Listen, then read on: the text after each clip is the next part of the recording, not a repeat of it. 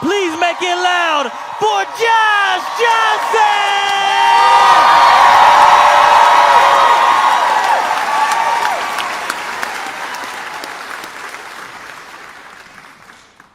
One thing that is very fun about being in Pittsburgh is your sort of singleness in fandom. The way that you love the Steelers, right? The way that you, yeah. And I saw this story about a woman whose husband sadly passed, and to commemorate him, she kept his Steelers tattoo.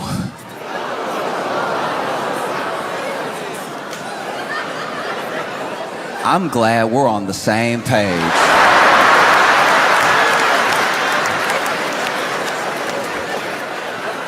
Because initially when I saw it, I was like, yeah, no, kept the Steelers tattoo, and it's like, you know, little. And then in the article, she was like, yes, we kept the tattoo. No, we don't think it's weird. And I was like,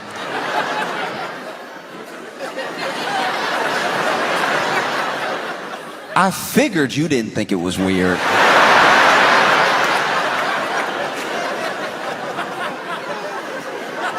Seems like it was your idea.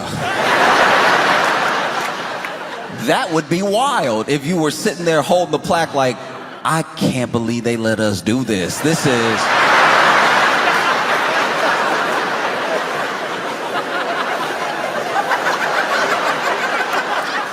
little odd, right?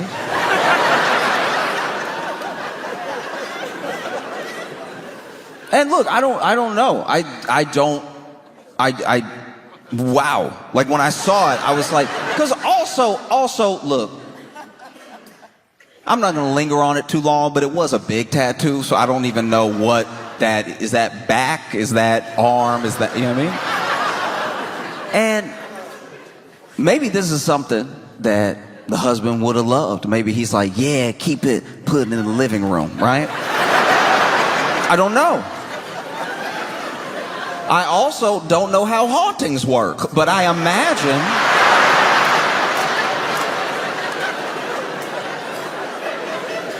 I do imagine having some of my skin means I'm gonna stop by.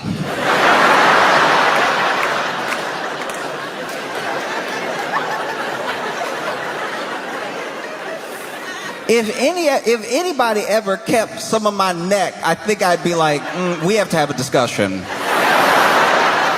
Poltergeist or not, I'm coming over, we're talking about it. You know, you already have to be careful in people's houses because you never know who got the urn on the mantle or something like that. I don't know why they don't sell urns with like a lock on it. Every urn I've ever come across just been ready to be opened like a cup of sugar. We gotta start making urns harder to spill. You know what I mean?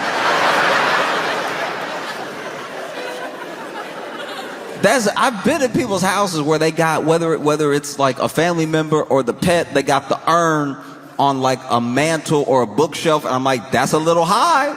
If it falls, they will be everywhere. And it does sort of, I don't know. It does taint the memory a little bit if this urn fall and now you gotta Dyson him up.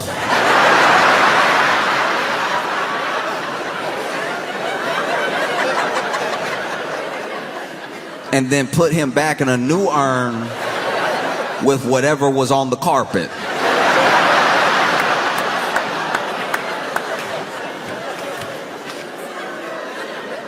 Just something to think about, maybe. Literally, just even... McDonald's cups are harder to spill.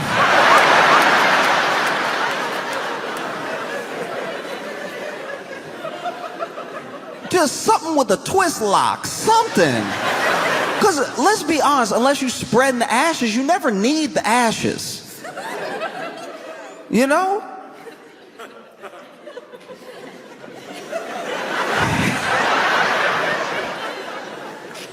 It's not like you hiding something in the ashes and then you're gonna open up the urn, pull out the Glock. Like that'd be a wild home invasion. That'd be imagine you're, let's say somebody, goodness forbid, but let's say somebody broke in your house or something like that, and then they've got you and the family held hostage, and maybe you did something to them. Maybe you're a healthcare CEO, right? And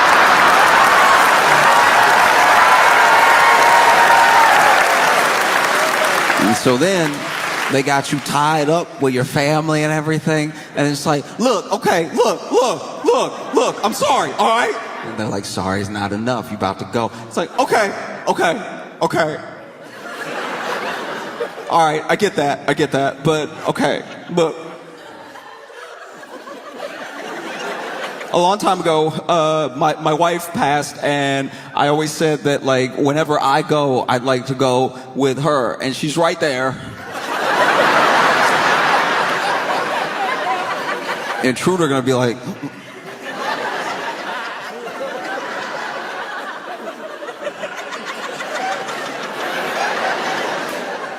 over there? Yeah, she's on the fourth shelf. Fourth shelf next to Great Expectations.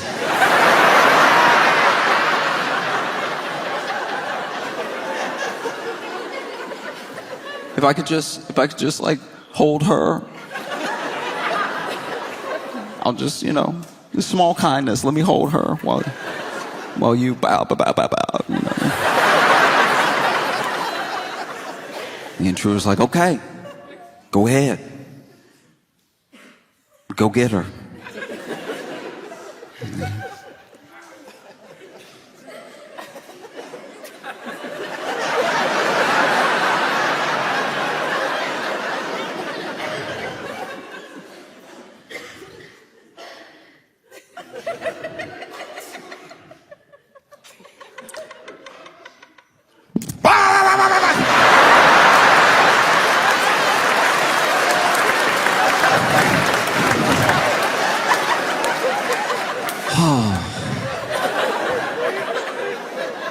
Thanks, honey.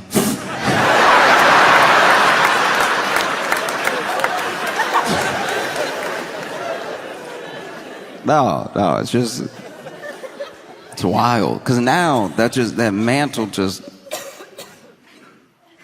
it's like in a frame, and I guess they're gonna put it on the wall. That seemed just as precarious as any urn. Imagine you having a house party. And somebody bumped the frame, it fall. Now you getting yelled at. You knocked over daddy.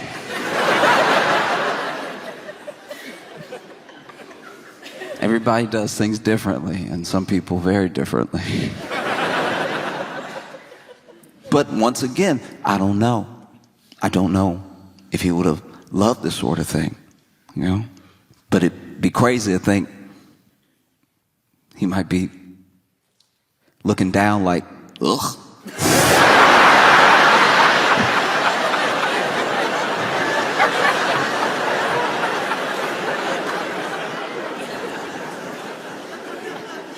But in case he loves this sort of thing, and in case he can hear us on 3, I'd love all of you to join me in a Go Steelers.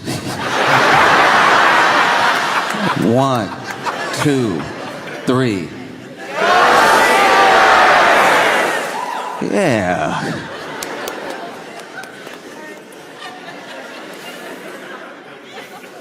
Hopefully that will stop me from being haunted.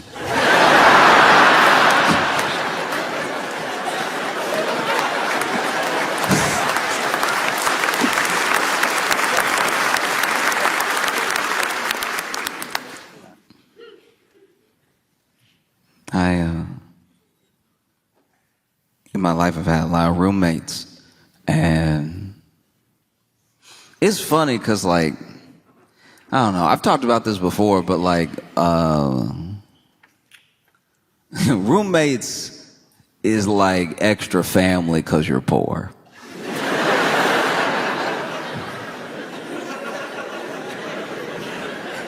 You don't exactly bunk up with a stranger because things are going well.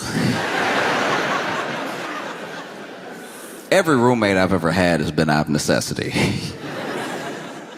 And you just gotta get used to it. But it's crazy because people, the way that people are roommates is usually a clue into how they lived before, like how they were raised, potentially. Maybe they were raised to act differently than they're acting as roommates, and this is them out on their own for the first time, rebelling against all these rules they had at home when they were, younger. That's the most charitable way to put it. Like, I think mostly a lot of people are insane.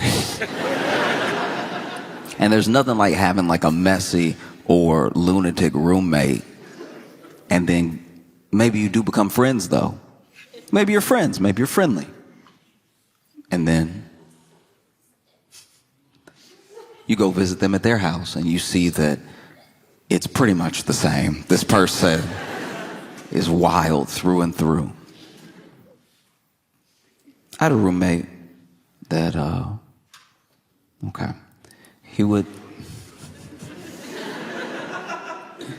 there would be some nights where he would sleep in the bathtub. He had a bed, he had a mattress, he had pillows. But he said he would sleep in the bathtub because it felt more normal to him when he would wake up from a night terror.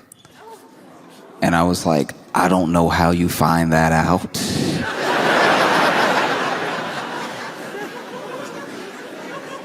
That means this man had night terrors and tried every room before he went tub.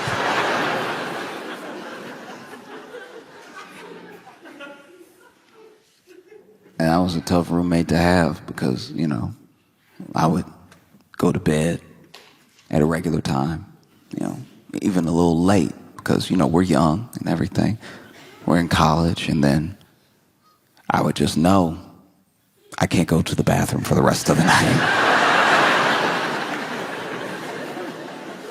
No, I can't. I'm gonna have to hold it until he wakes up. And what would normally be distressing, sleeping peacefully, and then hearing from the bathroom, is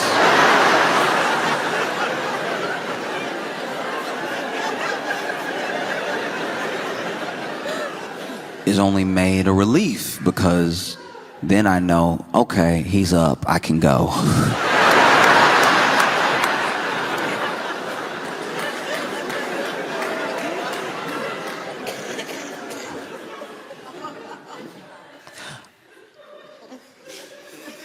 A lot of people in America worry about terrorism. This is a top concern for some people, and it just depends, mostly, to me at least, on when you were born, And I think that within this understanding of terrorism, there are many different definitions, One definition is someone who stokes fear and anxiety for the purpose of fear and anxiety in their enemies. And there's a lot of talk of terrorism or potential terrorism. People get called terrorists all the time, and there are some people that want to equate terrorism to one specific group, one specific religion. But I know that there are terrorists, but the terrorists that I'm talking about, they have no religion. The terrorists that I'm talking about, the terrorists that I believe already live in the U.S., they don't have some God that they call to for their purpose of doing what they do. They just do it to stoke fear and anxiety. I'm talking about people who put an empty box of cereal back on the shelf. These people have no place in our society, all right? I had a roommate. Last straw for me was this man. I had bought some Cheerios, and I bought it for the group. We all eating out here. And so then I go to grab the Cheerios, and I'm excited, I'm hungry. And I go to grab the Cheerios, and there's a certain feeling. Anyone who's been a victim of what I'm talking about will know the feeling. It is a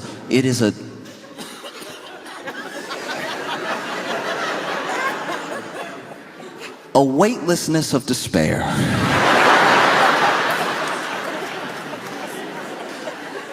You go to grab what you think might even be a half-full box of cereal, and in your attempt to grab it, you put too much energy, too much force into your shoulder, into your arm, into your hand. And when you put that force into your shoulder and your arm and your hand, and you grab the box of cereal and you go to lift it up, you hit the top of the cabinet.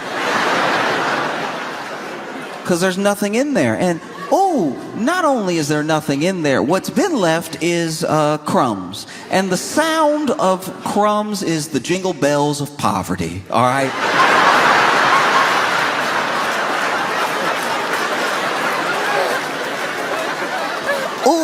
I've never felt poorer than when I hear crumbs.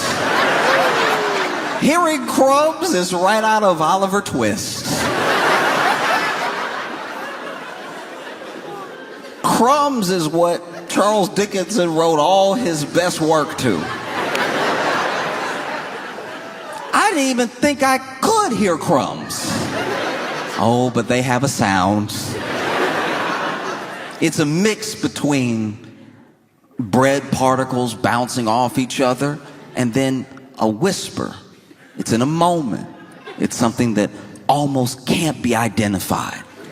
And it's the whisper of those crumbs, the same way that you could split atoms or you could collide particles and make an entire boom, a bang, a nuclear bomb, and a hydrogen bomb. The banging together of these bread particles makes one singular noise, and it is the universe telling you from a point of almost quantum physics, bouncing the particles off each other, that you're poor. That's the sound of poor. Wouldn't you love to say yum? You'll never say it. You're too poor. These are crumbs.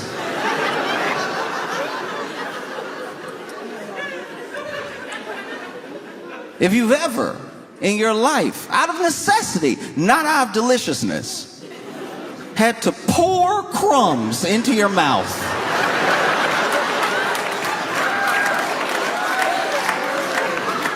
only in the Bible do I imagine this level of thirst for food. You might as well be in the desert. Even if you are in your Pittsburgh apartment, you might as well be in the desert if you are opening your mouth, letting it hang, while an entire bag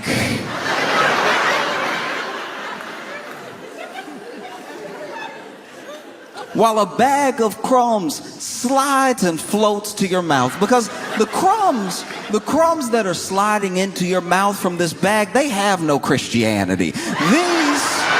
These crumbs are there to embarrass you. They're there to make you look and feel poor while you pour them into your mouth.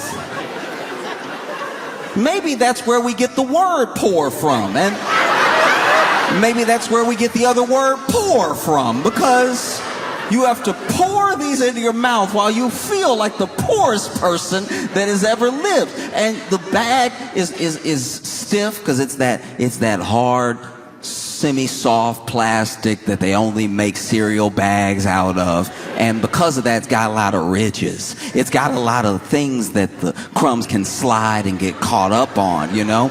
It's a lot like when you try to get water to a new place and the water is working its way through the canyon, but it doesn't know where to go yet. It's being pushed by the other water, and this gravity that's pulling down the crumbs to your mouth has the crumbs rushing at you from all angles. Even when you try to pinch the bag, to give yourself some dignity. You try to pinch it and straighten it up to make a funnel for your mouth, because this is all you have. Crumbs is all you have.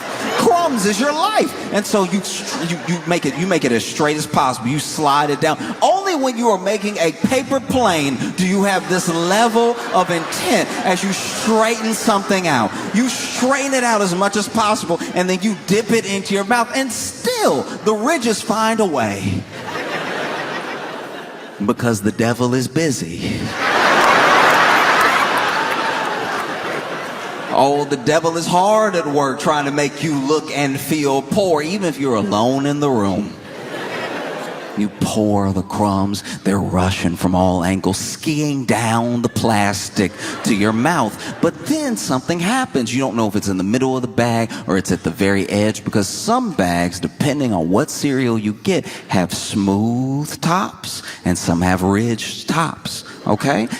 That's going to be important, because if it's a smooth top, the crumbs will slide out. If there's ridges right at the top, that means that the crumbs have one last giddy up before they get to your mouth. And so then not only do they giddy up, but you are looking for the food. You'd at least like to see what you're eating. And so you're looking down the bag, and the crumbs are like, we can go anywhere. We could go in your mouth, we could go up your nose, but we love to go in your eyes. And so then you're standing there with crumbs in your mouth and in your eyes and down your face and down your shirt, because as soon as they got in your eyes, they stung, because crumbs are sharp. You might as well juggle knives over your open eyes.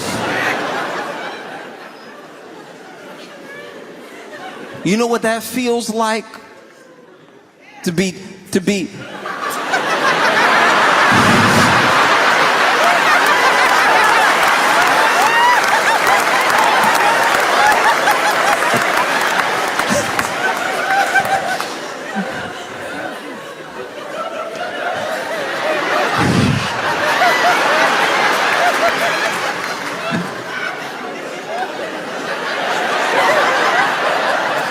You know what that feels like? To have to dig Cinnamon Toast Crunch out your eyes. Every cereal sharp.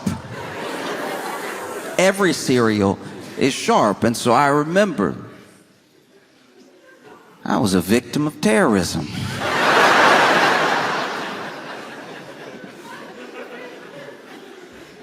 And I took my crumbs like a man. But then I confronted my roommate. I said, hey. I know what you did. You know what you did. I don't know why you did it. I feel like I've been very respectful. I feel like we have a good rapport. I don't know why you would engage in such a vicious attack against my Saturday. And he was like, what? I was like, you know what? Because he did know what. Because without me saying anything else, he was like, look.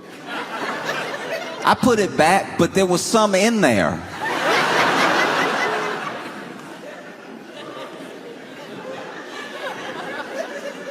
And I said, some crumbs?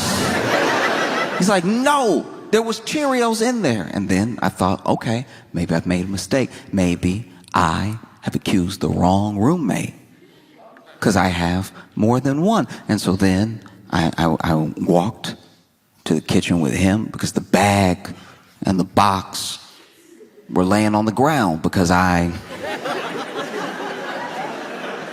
obviously had to run to the bathroom and wash my eyes out of the very sharp cereal. And at this time, first of all, I need to go back. This is the second time this had happened. All right? And so first time was Cinnamon Toast Crunch, and then the next time it was Cheerios. That's my mistake. And so then he was like, there was some in there, and then we walk over, and the bag and the box are strewn on the floor like a crime scene. Because I had to drop them immediately. I also got Cheerio in my eye. And I was like, there was nothing. And you know there was nothing because it was only crumbs. And now the crumbs are in me and on me. And then he's like, no, there was something left. I was like, what left? And he was like, there was one Cheerio. And I was like, now I know. You might as well be Osama bin Laden, because the fact that there was one Cheerio you chose to not eat and leave means you're out of your mind. And then I looked, and sure enough, there was one Cheerio on the ground. One Cheerio. A single Cheerio. Like a British person saying goodbye.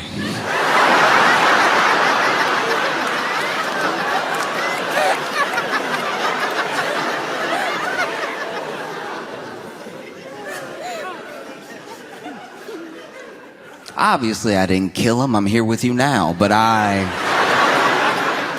thought about it.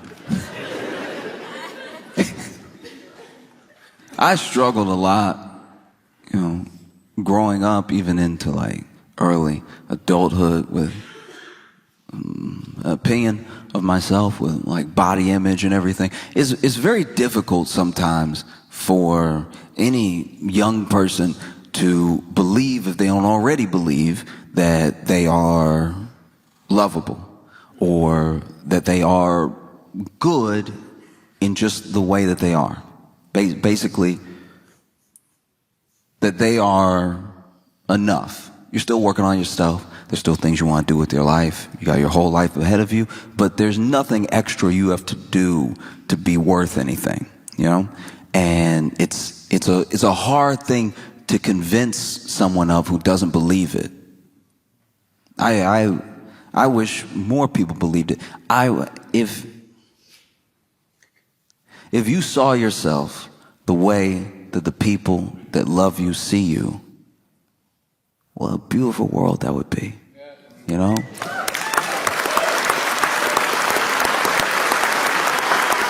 And it's not as if love isn't poured into and on these people, showered with praise when something goes right. Not everyone gets it, but even for the people that do, they still struggle with body image, they still struggle with confidence. And then for the people who should have people that they look up to, maybe not giving them any of that, either being indifferent to them or actively hurting their confidence. Sometimes even when you have those positive forces in your life, you still don't accept it in a way that would help boost your confidence. You're like, she loves me, but that's like my mom. She biased.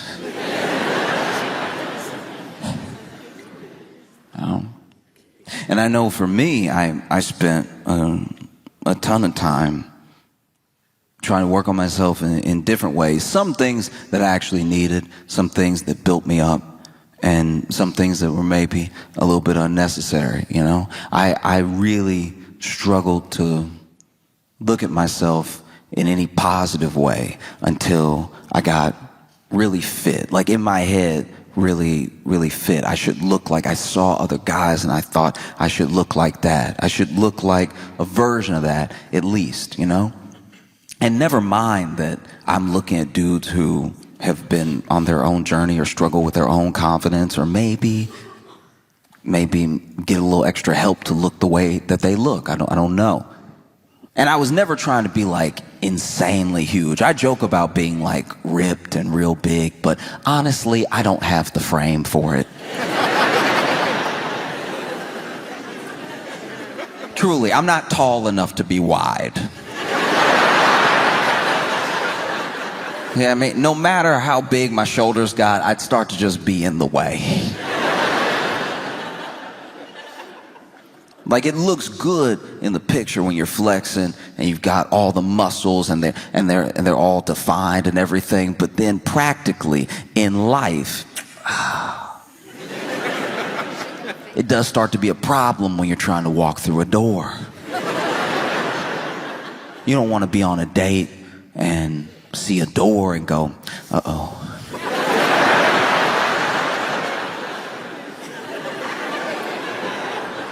How do we handle this?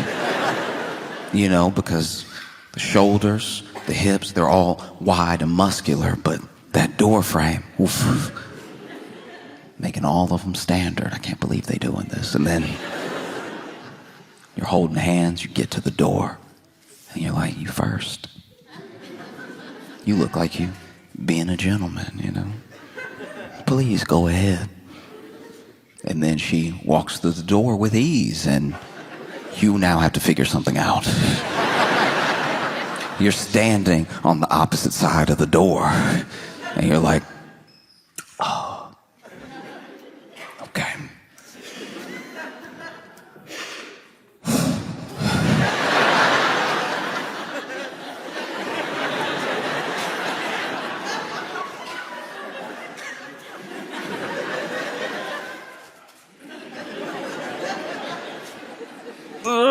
As soon as you strained, you let her know this isn't going to be the life for her. I never wanted to be huge. I just wanted to be very, very fit, you know? And I worked on it with some success, with less success. But even when I started to work out, I realized that wasn't really the issue. Now I was going to the gym, and I was eating as much as possible, and I was gaining a little bit of weight. Not much.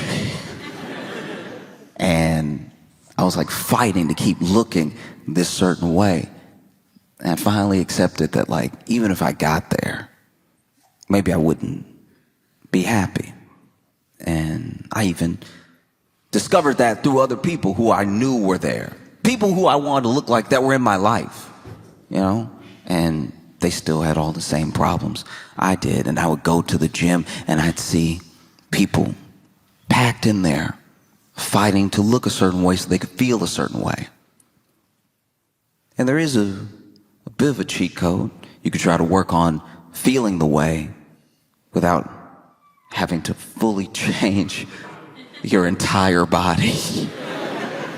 You know, you don't have to earn loving yourself through like straining and potentially hurting yourself, you know? Like there's some things that there's some things that go and be lifted in therapy, you know? Like it's just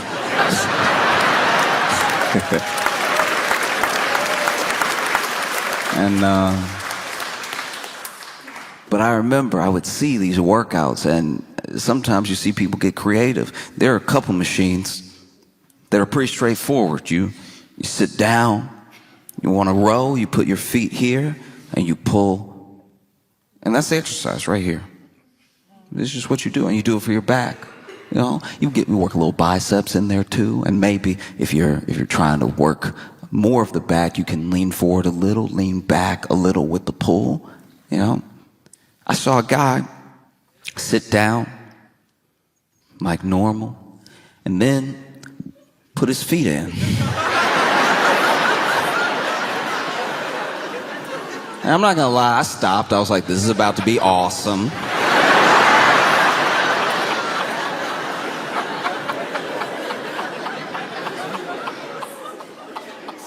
And this man, I don't know what muscle it works out. It seems like it just ruins your joints, but he went, oh!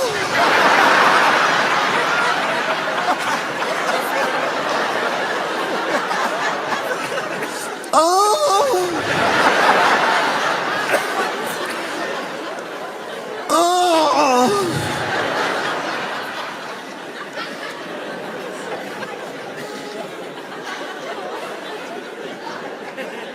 Just make sure it's clear.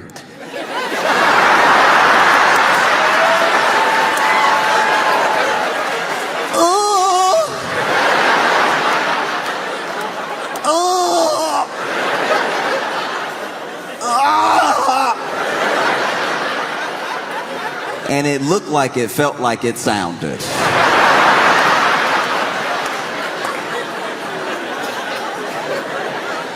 This man did 8 sets of 10.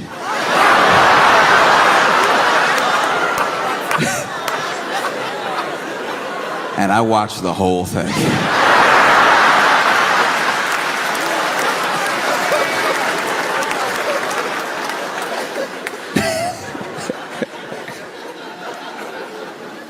Oh, there was even a time where I went to the gym and, you know, I was working out my legs differently. You know, I was doing some lunges, I was doing some like split squats and everything. Not much weight, but just trying to make sure that I worked out my legs, because there are some people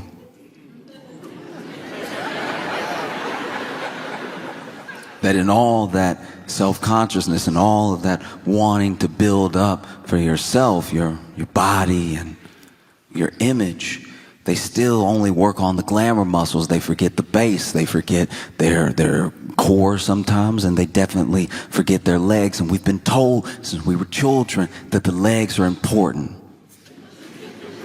We've been told in many different ways. We've been told by PE teachers. We've been told by coaches. We've been told by parents. We've been told by cartoons. There's an entire cartoon dedicated to people who skip leg day. Johnny Bravo was trying to warn us for our entire childhood how important leg day is. That's not a structure you want. You don't want to have more hair than... So I was working out my legs, and so I'm packed into this gym with a bunch of other people, which is, look, it's very frustrating because this gym was unfortunately affordable. So a lot of people were in there, you know, and I was one of them. And I was hopeful, you know, sometimes they sell memberships all year and they're counting on people not to go. The way the gym structures are built out, it's so that you get all of these people here, but they're signed up, they don't actually show up. And so a gym is able to run fairly efficiently as long as like 1/10 of the people who are members show up at a time. If everybody showed up that was a member of the gym, if everybody started to really decide to work on themselves, it would look a lot like TSA.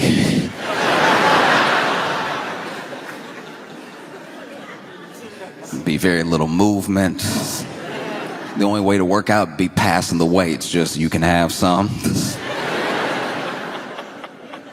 And while I was in the gym, packed in there with everybody else, there was a fire alarm that went off and some smoke that we saw.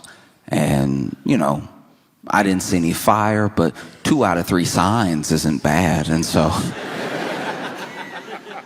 there were only 2 exits, which in retrospect was a horrible thing. Like there was, you could only get out through the elevator, which you're not going to take during a fire, or the stairs. And so people started clamoring for the stairs. And this is where the real fitness test began. Because there were some people that were out in a flash, but then there were other people who had been working out. So they used all their fire running strength on the treadmill. So now they see that the fire alarm is going off and there's smoke, and they hop off the treadmill and they're like, oh no.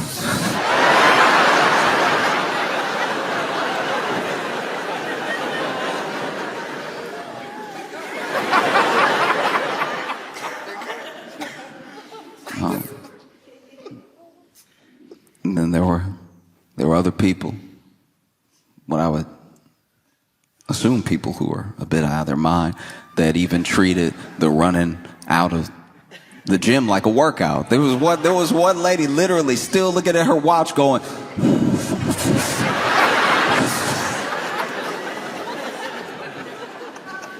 And then there was me, who had been doing leg day. I tried to make my way out as fast as I could, but honestly, if I could brag on myself for a second, I had gone pretty hard. You know, I had a PR and everything, and a PR is what you don't want to have when it's time to run. Because I put the weight down, I saw everybody running out, and I made my way for the exit, and I could not stop jiggling. Like every...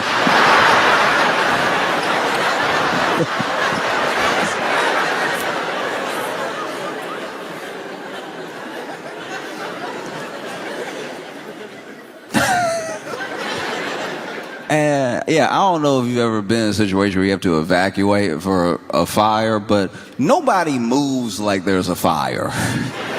Even as you're going downstairs to like get out of the building that has smoke in it that is like clearly, at least seemingly on fire, you still get people that do that thing that people do when they get to the top of the stairs, where now that they're clear, they just enjoy their day. If you've ever been in a walkway, there are people who can't wait. At the beginning of the stairs, they can't wait to get up there. And then as soon as they get up there, as soon as they are past the last step, they're like, oh, yes. As if there's not a ton of people behind them. And so I'm noticing as I'm shaking and jiggling down the steps, how slow people are going down the steps. And so people do start to scream like, hey, hurry, move it, you know, fire.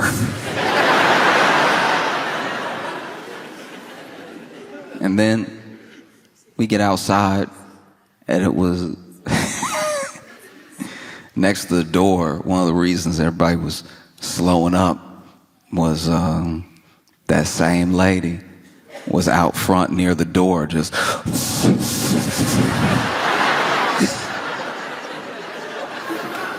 like next to the door. Just run, like you still got the rest of the world to run. What are you waiting for? If you're waiting for your gym buddy, you left him. You left him to die.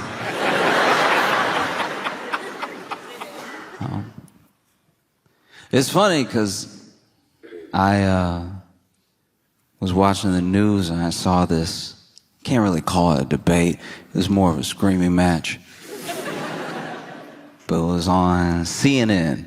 And on CNN, okay. Found the one person that works at CNN. That's man, I've never heard anybody clap for CNN like that. Yeah.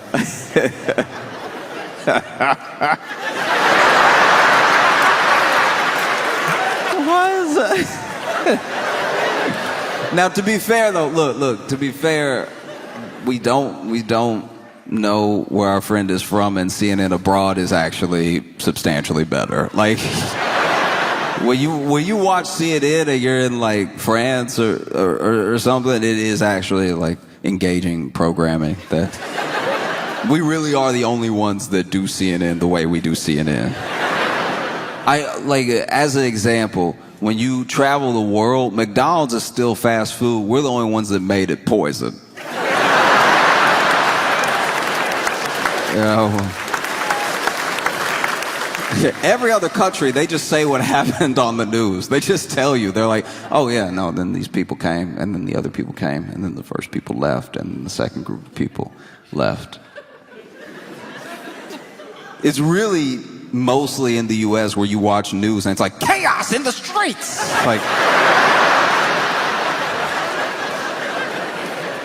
Like every news segment is cutting a promo for a horror movie.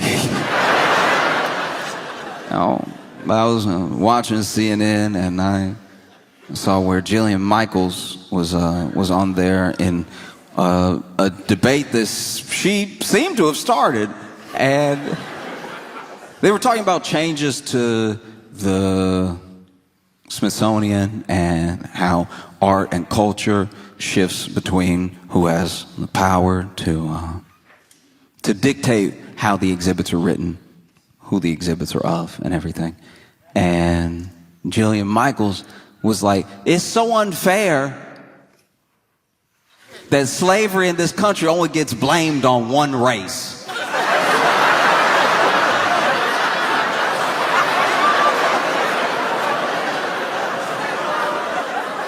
Look, as outrageous as that is genuinely funny.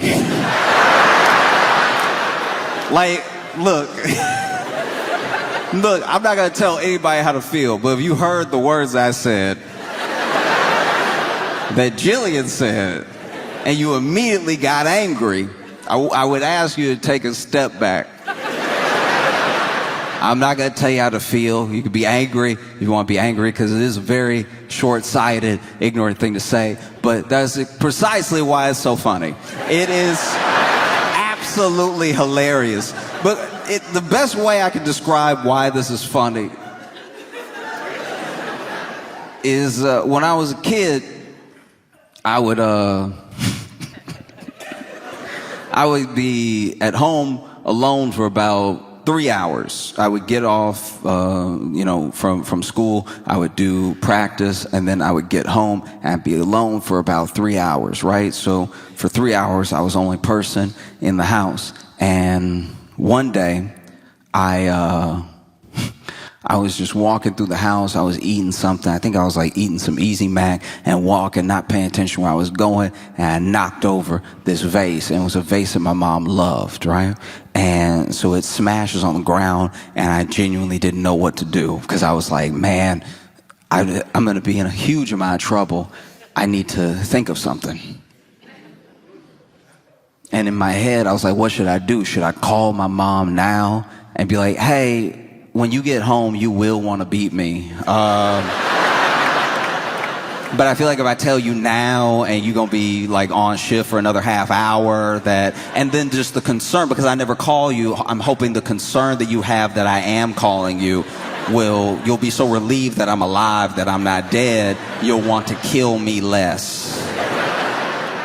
You know, because having that coworker be like, it's your son, you know what I mean? And then have you be like, oh, what, my baby? And then I tell you what I'm about to tell you, and then you're like, oh, I'm just so glad you're still with us that I would hate to make it so you were not, right?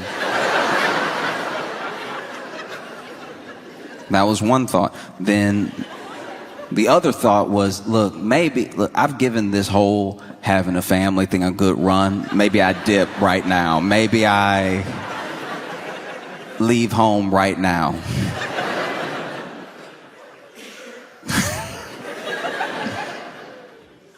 And then the third thing, which is what I did do, was nothing.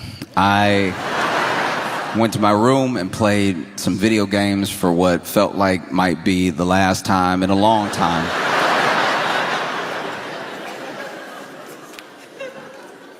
And then my mom got home. I remember all the noises of her getting home. I remember the like screen door, and then the lock, and then the lock turning, and then the deadbolt turning, and then her walking in, the screen door shutting behind her, her shutting the door, her locking the door, and the deadbolt. Again, every footstep from the front door to the kitchen, because she missed it at first. And then every footstep after the kitchen back into the living room, where I heard my name. And not my name the way you know it, my full legal name. You know what they put on your death certificate or before a parent kills you? My full legal name. And then I walk in, and my mom is like, what happened? What is this? And then I said, oh, you just gonna blame it on me?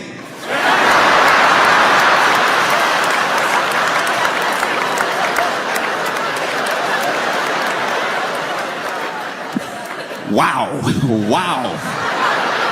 Maybe I was in there playing video games the entire time. Maybe somebody broke it, and left. Maybe I'm lucky to be alive right now. You're just going to immediately blame me because I was the only one here. You're just going to blame me because it looks like it was me. And that's kind of what Jillian Michaels was doing with the whole, like...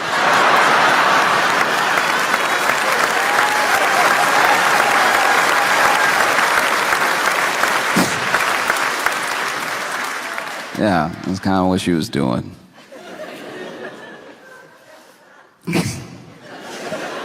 Can't believe you would just blame it on one race of people.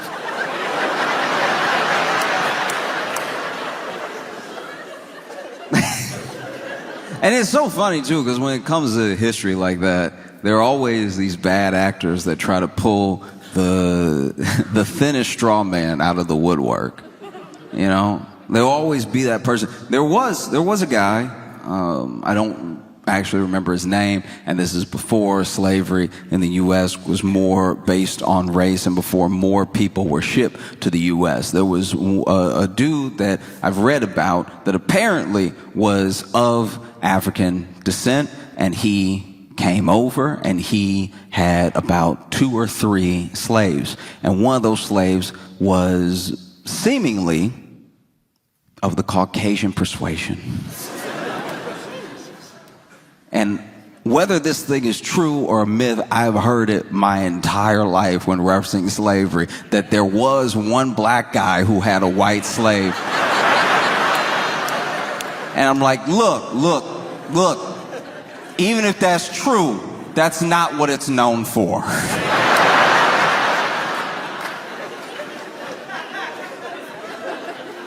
Do you know what I mean? Yeah. Just picking and choosing how you present an entire idea.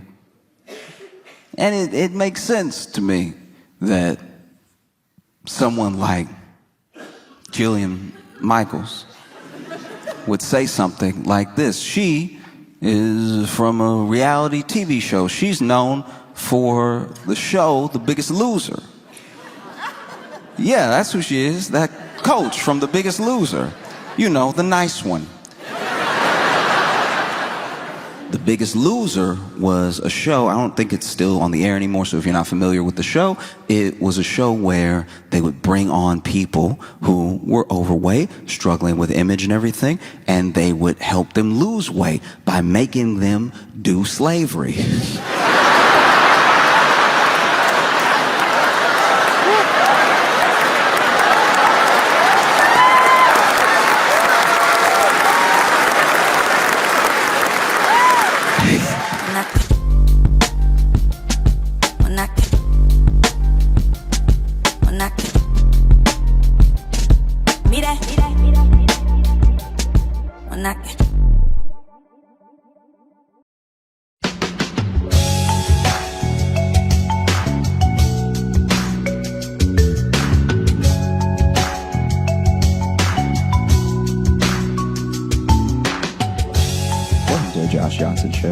Johnson, joined by my co-host and fellow stand-up comedian Logan Nielsen. Logan, how you doing, buddy?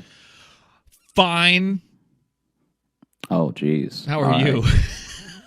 Oh, goodness. I mean, that was me because this episode is coming out on Thanksgiving, so I wanted to offer a reaction that I think some of our listeners might be having right now. Yeah. You know? Whether they aren't able to be with their families or are with their families. Yeah. You know what I mean? I'm sure there are plenty that are just like, I'm fine, grandmother. I hope that everyone's family cooks good enough to make the conversations they have at the table worth it. Ooh. Can you imagine getting into it over bad potato salad? This is the year, man. This is the year some people quit family. You know what I mean? I think this is the one. How is it that what's going into my mouth is as bad as what's coming out of your mouth?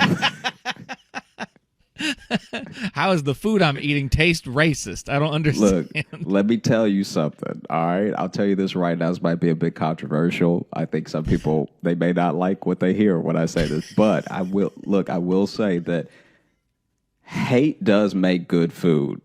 All right, hate. Come on. You're just saying that because you like Chick-fil-A. That's all. No.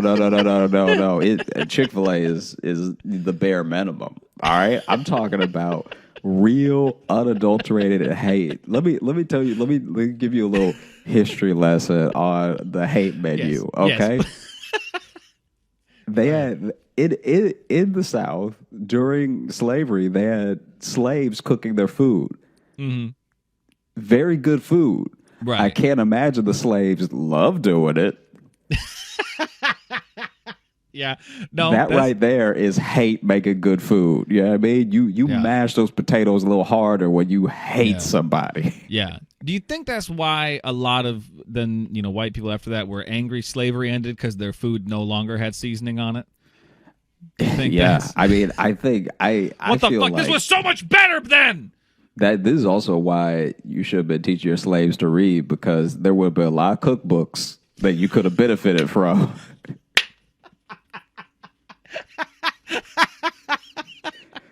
When slavery ended. Yeah, I mean, like now the slaves are free. It's like, all right, well, we're just gonna go both our ways. And you were watching me when I was cooking, right? Just do what I was doing when you were what? Oh, you weren't watching? Okay, well, do your best.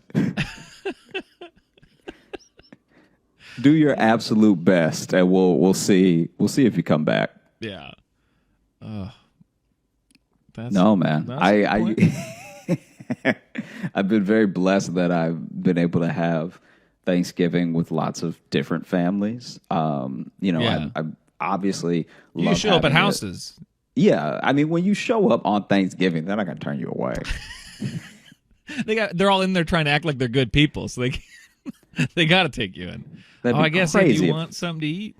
If they kick me out, then that's gonna be a quiet dinner. Well, and here's what's great too. If you show up, there's gonna be maybe one family where it's like, well, I don't know about that, and then someone's like, of course we can, Aunt Randy, you racist. You're gonna immediately have someone really defend you way too hard. Yeah. And then you'll be like, you don't know what I've done. What do you? Now it'll just be me and Randy, of course, sitting next to each other. Just sitting next to each other, just sipping the same soup.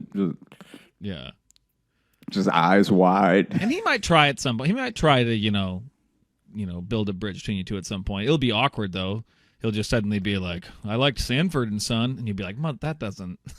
Yeah, that not only is that an outdated reference, those are the last black people you liked. Those are the last ones? That's the last thing you watched? The 70s on TV? Wow.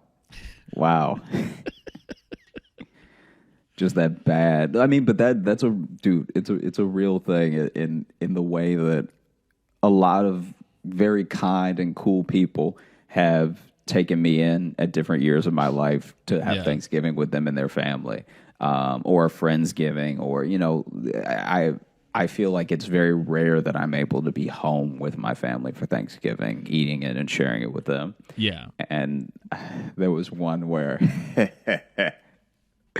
there was this one time where my friend brought me back with him for Thanksgiving, right? Mm-hmm. And I think I've told you this story before, but he was like, oh, I know you're not going to go home or anything. You just want to go with me Thanksgiving. And so I was like, yeah, sure, that'd be great. Thanks so much. Because even though I'm not the biggest holiday enthusiastic person, like I'm like, I'm not a Grinch, but I'm also not like, I don't need anything from anyone on the holidays. Like, I like giving to people, I like doing things for people, but I don't need anything. So I'm those kind of scenarios, the same way. I get what you're saying. Yeah.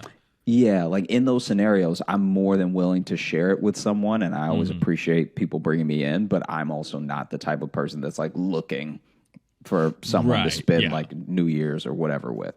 But he was like, hey, do you want to come back with me for Thanksgiving? So we did, and we drove to his place, and I was like really tired for some reason. the entire day. And so when we got there, said the hellos to the family and everything, and then I just crashed and went to bed like very early. Mm-hmm. And I get up and I I come downstairs and the dad is just glaring at me, right? Just like glaring at me hard.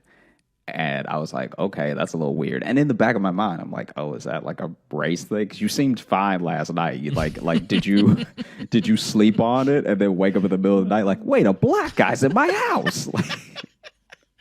Like I don't know where this is coming from. In the middle of the night, he's like, wait a minute. Wait a minute. I just let him in and everything. I was just in a good mood. Even put out the fitted sheets for him. And so he's just glaring at me.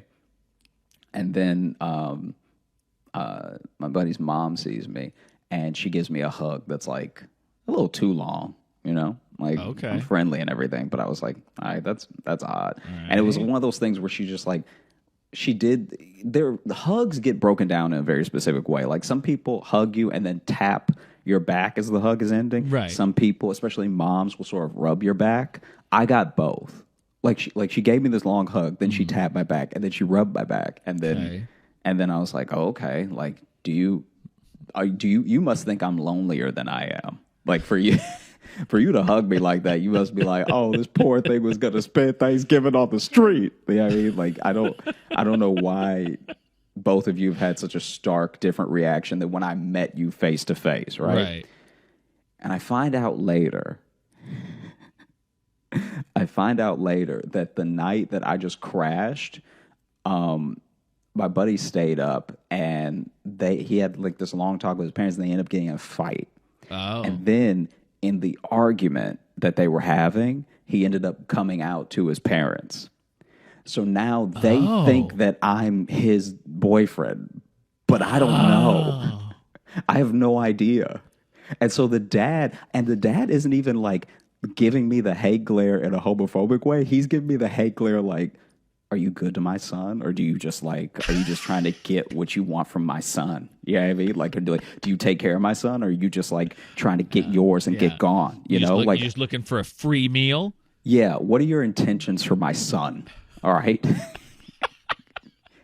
And then and that's why the mom is being too overzealous with her hug. Yeah, she wants that's to why so the much mom, send the message that she's welcoming to her newly out son's boyfriend. Yeah. But honestly, I was like, because I didn't even know it was happening to say something. Right. So it was just an awkward. I didn't find out until the way back. Wait, so how much longer were you there? Was it just then you guys left that day, or no? We were there like I think 2. Yeah, it was like 2 nights. Okay, and so it was like, that happened the first night. So there was a whole. There was like a whole day and a half. A whole day and a half that you didn't know you were auditioning for boyfriend. I had no idea. And that's good. And the dad would just say like drop little things like he was giving me the thing the classic thing that dads give the boyfriend with their daughter. He was giving me that. So he would like just drop little things when we were like alone, which wasn't often. We weren't alone often in this entire like 2-day period. But at one point he just turned to me. We're watching something on TV and everyone was watching it. But at some point him and his mom go to the kitchen and it's just me and him.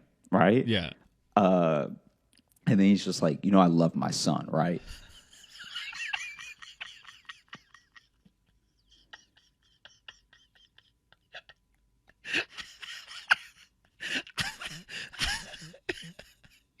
And you're like, I fucking hope so. Yeah, I was like, yeah.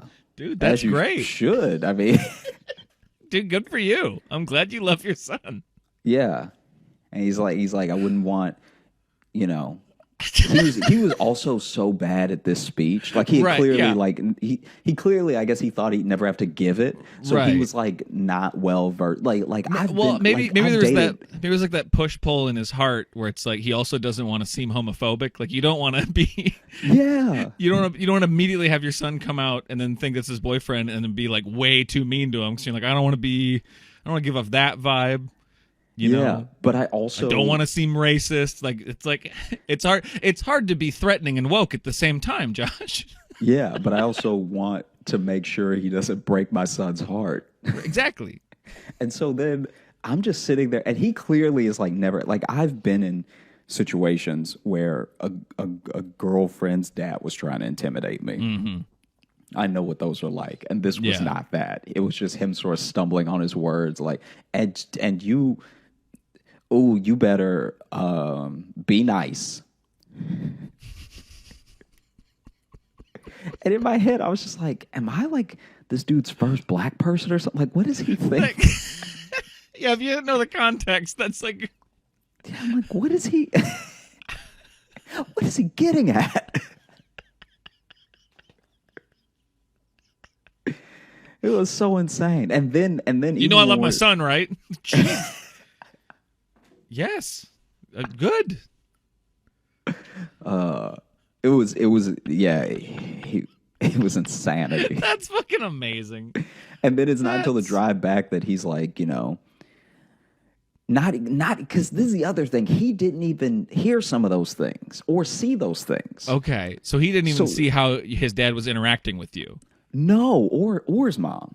Okay. So then it was this thing of like, he's talking about the general weekend because I guess he felt tension that I didn't feel because I was just like, why are these people so weird?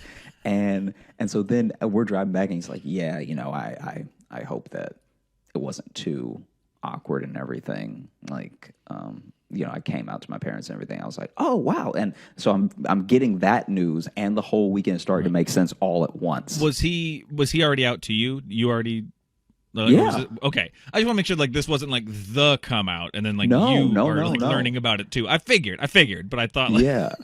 But it's like it was one of those That things would be a where I lot. was like, oh, like, and I didn't even tell him my version of the weekend until long after that too, because I was just trying to be like, okay, you know what I mean? Like I didn't want Yeah. to make it about me in that moment. right. But yeah, it was insanity because that that dinner table was silent. Oh my god.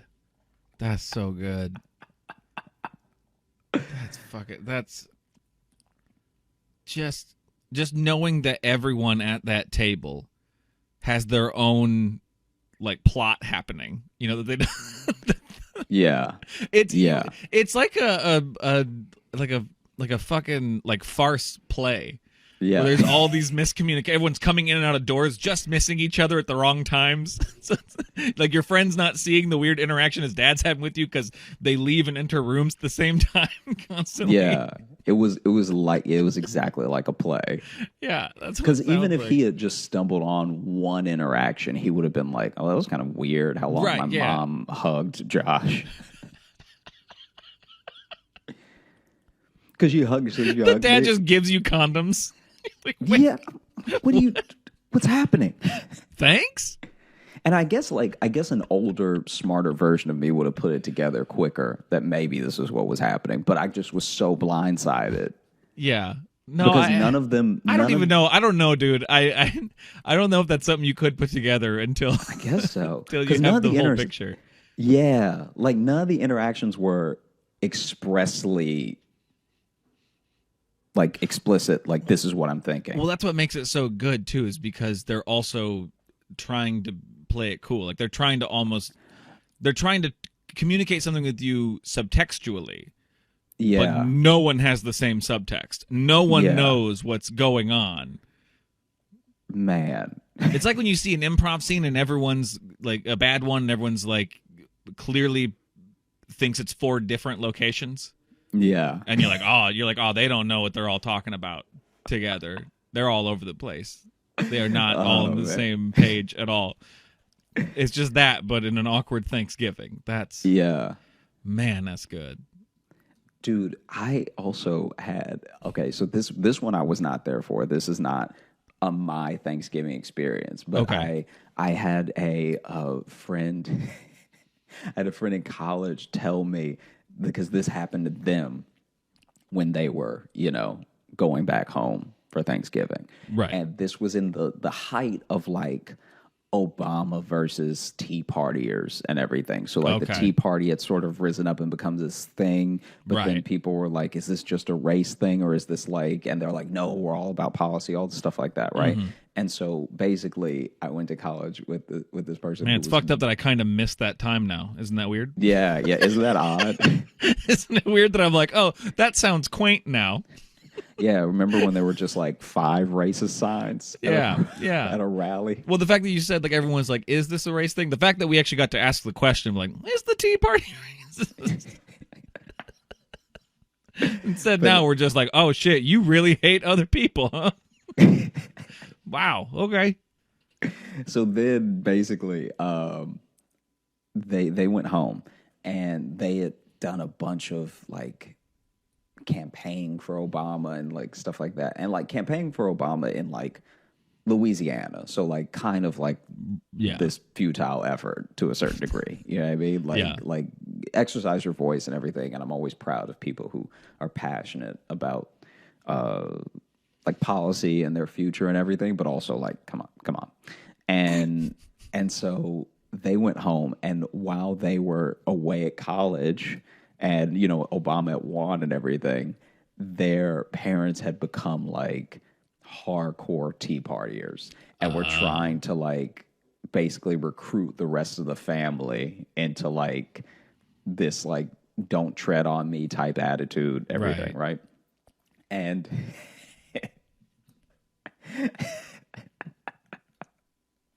which is like, I don't know. It's kind of funny because nothing had happened yet. Like we're talking about like Right. we're talking about like 2008. So he like just won. So he hasn't done anything yet.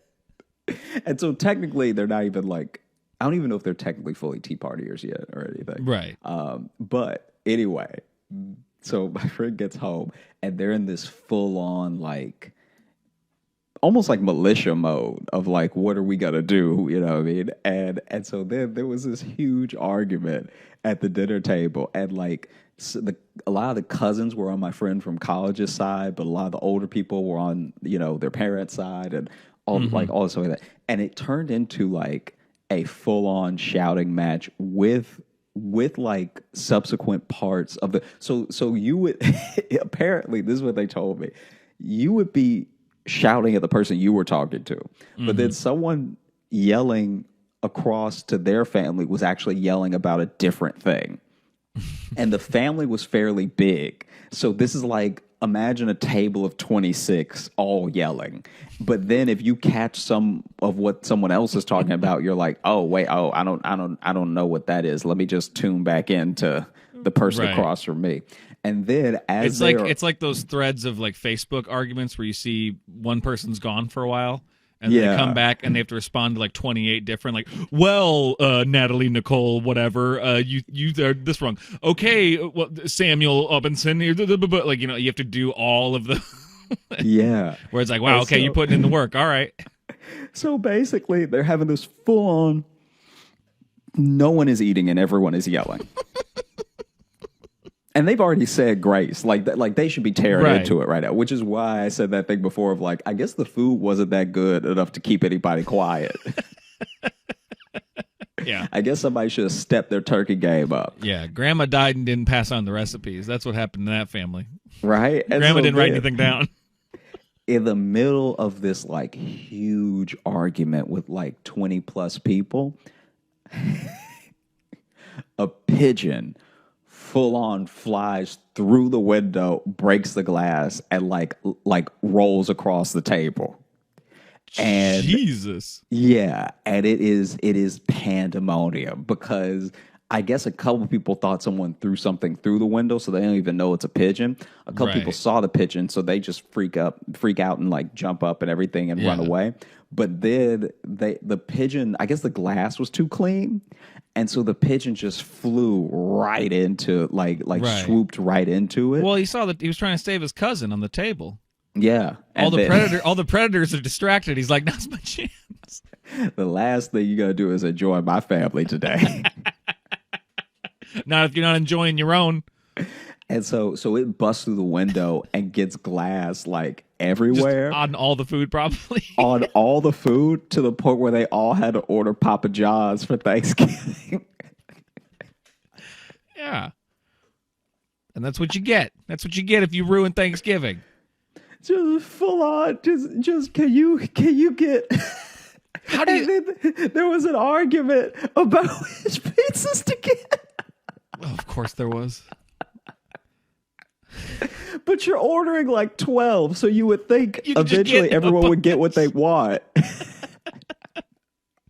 Well, that's like, honestly, too, I don't necessarily like believe in, signs from a higher power or anything, but if you are literally like in the middle of like tearing a rift in your family, and then an animal kills itself onto your table, that might mean you need to reevaluate what you're doing in that moment, because you've clearly upset the balance of something. Something is going on.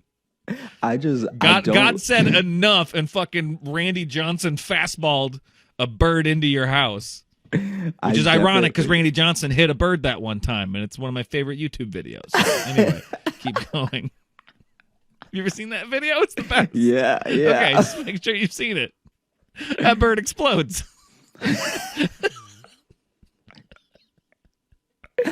I fully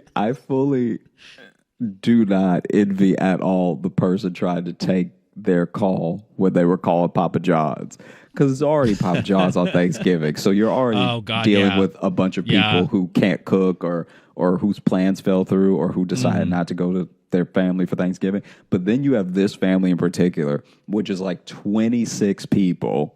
And then you're like, okay, can I get 2 pepperoni? Like, no, don't get 2 pepperoni. You know we only need 1 pepperoni. But what if I want some pepperoni? And just every now and then the odd voice too, just like, Obama will destroy this country.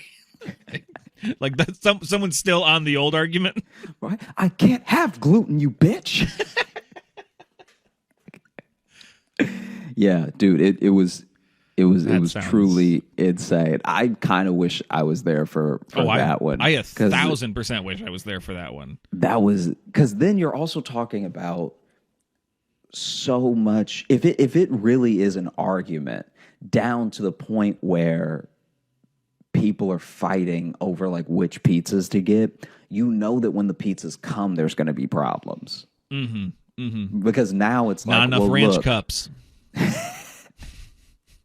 My wife and I ordered this pizza. He's hoarding it. Jeremy won't share dipping sauces.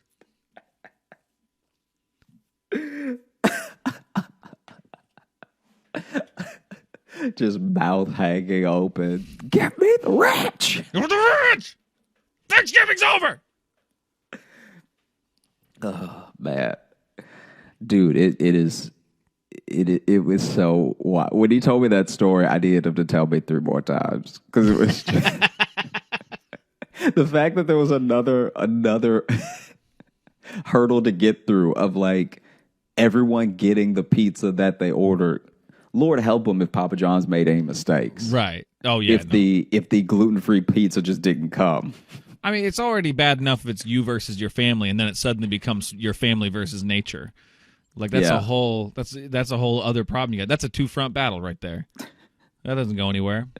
Because now no one's even comfortable because the window is fully broken, so all that cold air is inside. And then like one family member is trying to like tape it up, and then someone's like critiquing them, just being like, "Well, that's not going to be a good seal." Shut the fuck up, Donnie. Just this top to bottom hate-filled Thanksgiving. So I could be wrong about this because I also don't, cook well or anything. So I don't know if this. What? I don't think we've ever covered anything like that in the show. All right. Well, for a second I thought you were going to be a monster, and then you. You decided to come through and be you, and that works. That works. Yeah. You know, stay on brand. I'm also getting to say this shit before, we're recording this ahead of time. It comes out on Thanksgiving. I could be in the middle of a very upsetting meal that I fucked up. So it's like this is like my first time attempting some big Thanksgiving stuff. I've done bits. Yeah. And smaller verb, Yeah. like, me and Jess, because we're not really getting together with family at all, so we're kind of trying to do our own thing, and we've got some big plans, so, oof, it could go real wrong real quick. I'm going to try smoking a turkey, never done that. I'm going to try parts of it. We're doing some in the oven, some smoking, specifically in case I fuck up. So I can't talk pre my potential failure. So you reminded me of a different thing real quick. This is a different one of my family members. So we ever since my grandma passed away, we haven't done like big Thanksgiving. Like my grandma would have Thanksgivings that were like everybody, like cousins that we only see once a year would come through for that, right? And when my grandma stopped cooking as much because she just couldn't handle the toll, like she hadn't even passed away yet, but she just couldn't handle it as much. We started splintering off a little bit, and obviously my mom and I would still have Thanksgiving with her, my aunt, granddad, all stuff like that. But then some of the people who came through wouldn't necessarily be with us or anything. And I heard one story where they tried to fry a turkey. And it was like right as like frying a turkey was getting like really popular, just like dunking the turkey in that perfect sweet spot in between when like dunking the turkey was popular, but right before YouTube was popular. Like it's like in that. So we didn't know how wrong it was going yet. Yeah, like we didn't see firsthand how many people were messing it up. So how many people were burning their fucking house down? Yeah, a we lot didn't of people have that making stat yet. The exact same mistakes. Like just purely the same mistakes to the point where the news. I remember our local news had to get on and have an anchor fry a turkey wrong just to show how dangerous it was. No, like, dude, our news around here did that too. He fully just set a turkey on fire to be like, if you actually put too much oil and just dunk the turkey in like this, and it just burst into flames. What you need to do is you need to put the turkey in first, fill it with water, see where that is, pull the turkey out, and then wherever the water is at, fill it with oil to that. Yeah. That's how you do it. It was fun to see that on the news. The news to be like, here's how you cook this so you don't die, you idiot. Or lose all of your property. So basically the story that I heard was that the patriarch of this cluster, right? Sorry, that wording. I'm trying to tell it in the most epic way possible because of what happens. What a weird way to say the dad. The patriarch of this cluster.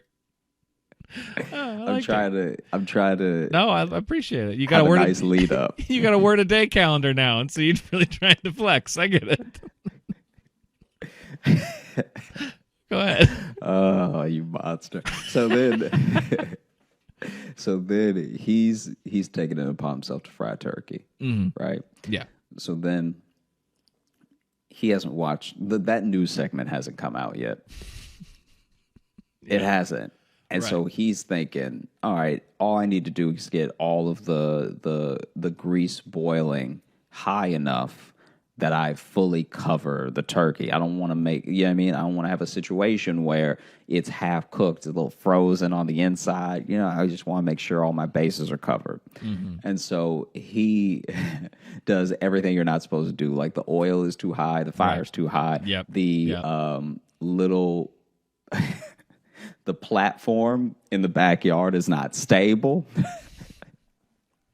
The turkey's covered in firecrackers. It's all wrong. Yeah, everything. Turkey's been basted with gasoline, with mercury. and so he dunks it in, and then like maybe 12 seconds later, his son just hears him yelling and coming around the corner of the house, "Run!" and basically, what a hero! because the platform wasn't stable, not only did the whole thing catch on fire, but it's tilted now and it's about to go off like a bomb. Because now that it's tilted, the oily fire is spreading. And there's just this one pop. He just made a turkey cannon at that point. Yeah, there's basically this one, because now you have wood and a structure to hold this tilted thing. Yeah.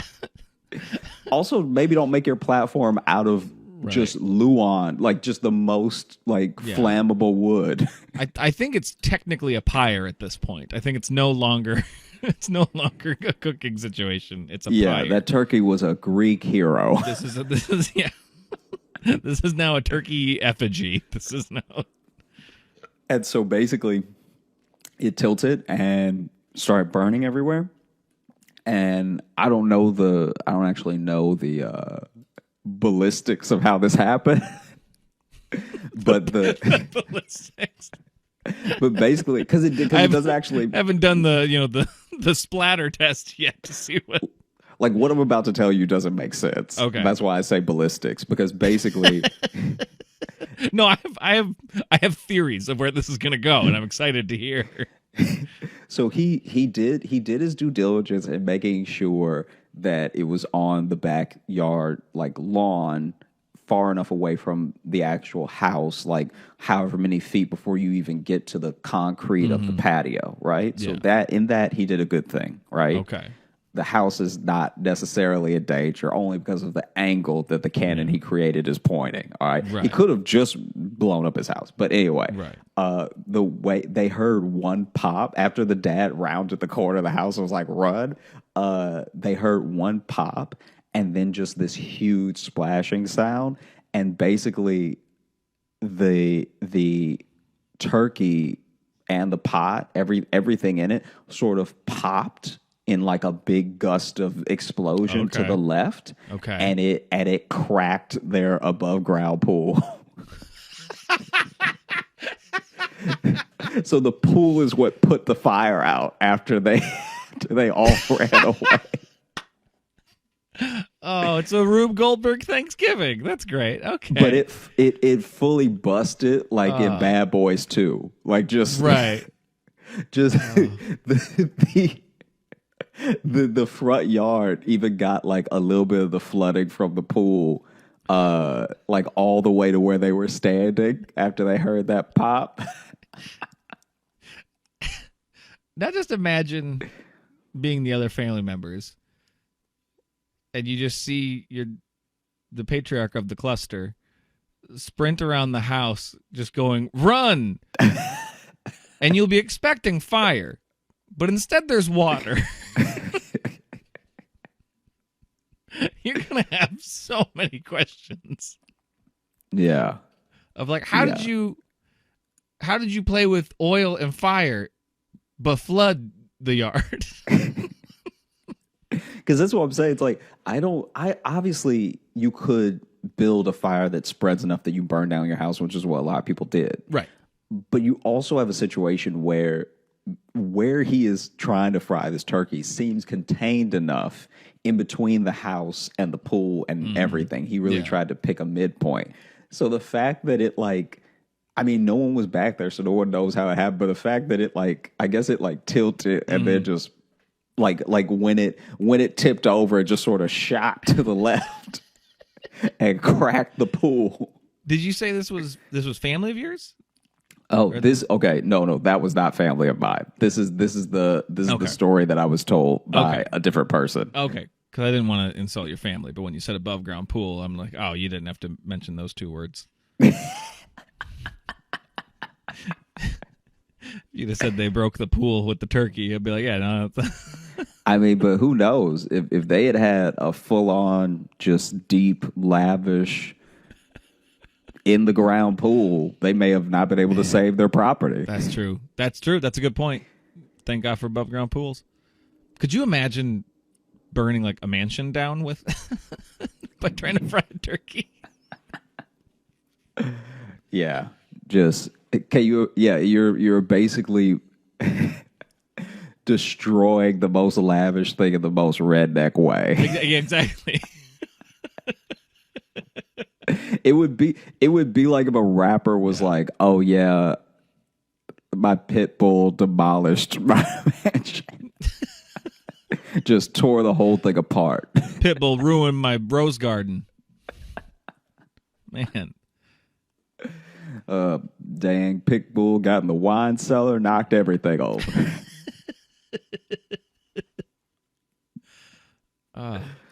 What were you saying though about your family though? Was that leading into something? Yeah, it was basically Okay. that like I can't speak for them, but I can say that like my grandma really held it down. So I can't imagine that Thanksgiving was the same when she wasn't hosting it. Like she had a little bit of everything. She had like she would do turkey and gumbo.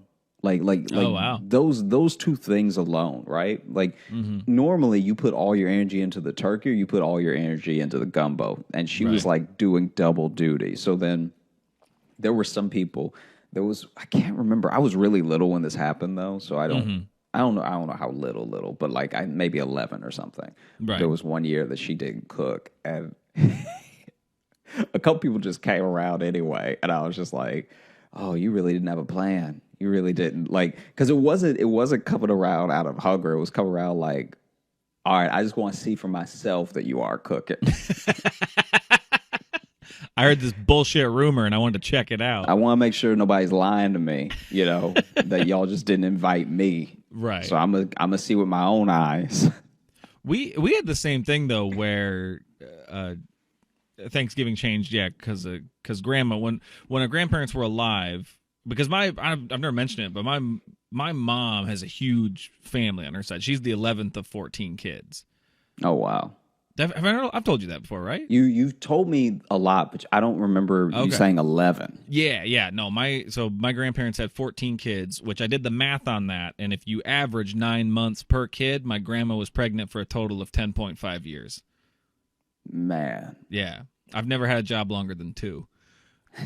So man, dude, that's crazy. My grandma has gestated children longer than I've done anything. 5 times longer than I've done anything.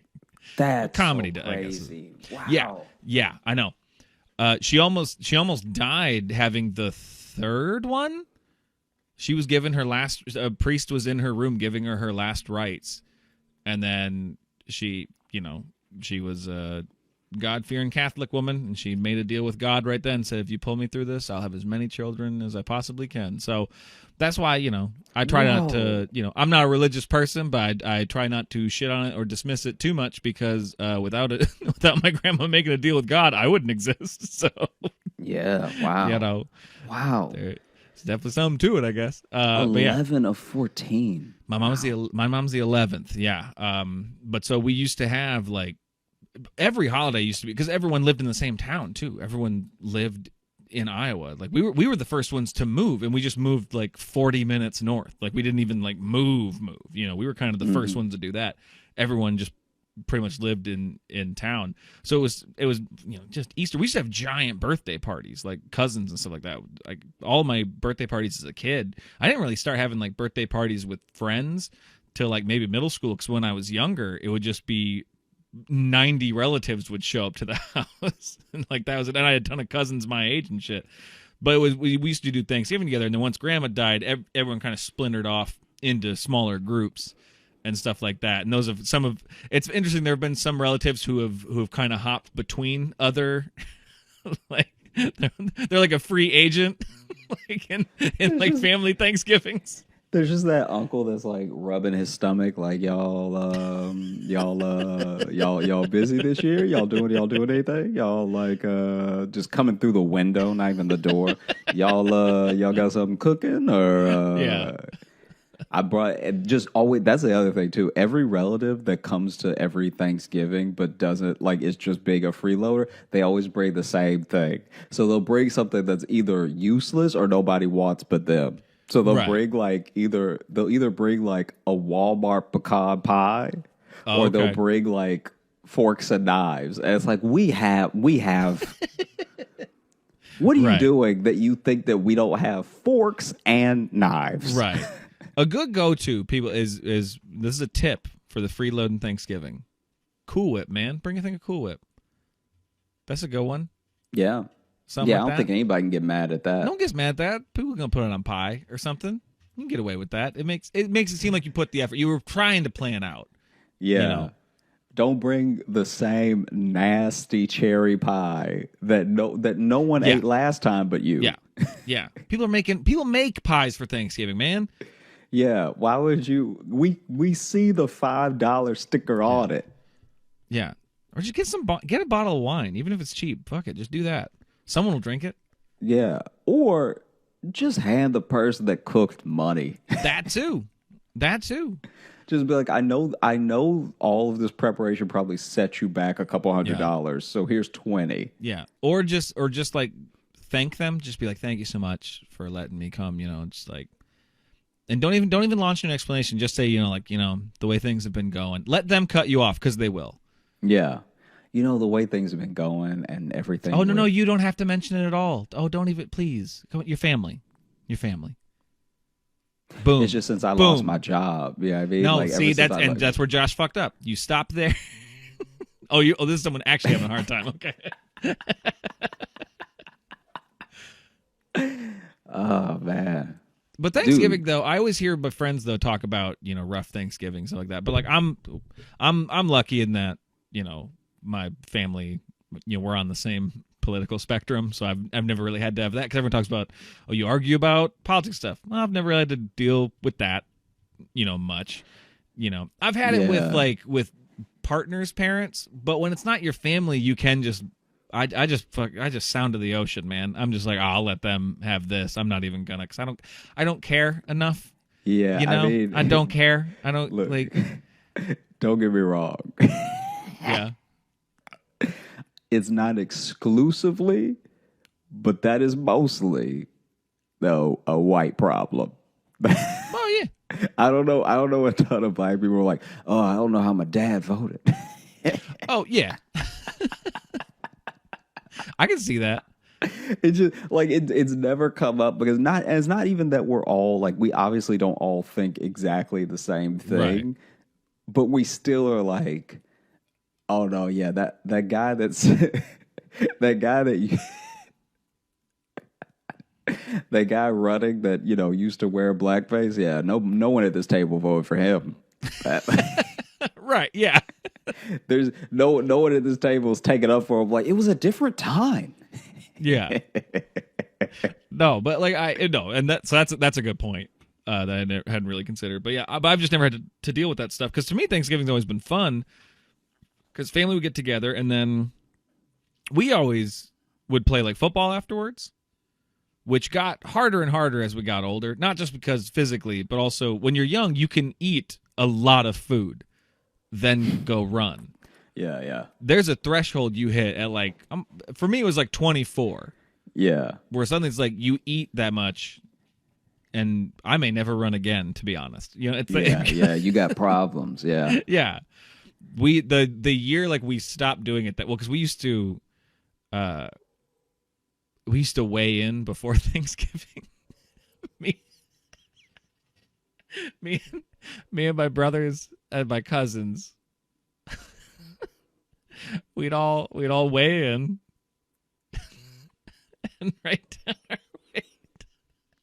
Your fucking faces for those if you're listening to this. What? Yeah, we'd weigh in and then we'd see who would gain the most weight over the meal. This is why other countries hate us. That's fair. This is why they. My little this is why they're brother coming won after like us. my little brother won like 4 years in a row. That little dude could pack it away. I feel like he was probably using those cheats that boxers use. Yeah, I mean, like 1 foot slightly off the scale. He was a boxer. He did do some boxing. Yeah, he knew the towel rule. Yeah, I mean, he'd lead on the towel. Right. Well, that's the thing. Like we had, like a couple of us had wrestled. I didn't wrestle, but like we were football players, stuff like that. So we were used to like weighing and trying to meet some goals, you know. But we did that 1 year, and then we decided to go play football. And there was a moment where like 4 of us were just bent over at once, like, oh no. And so we stopped doing that. We stopped weighing it. Dude, okay, so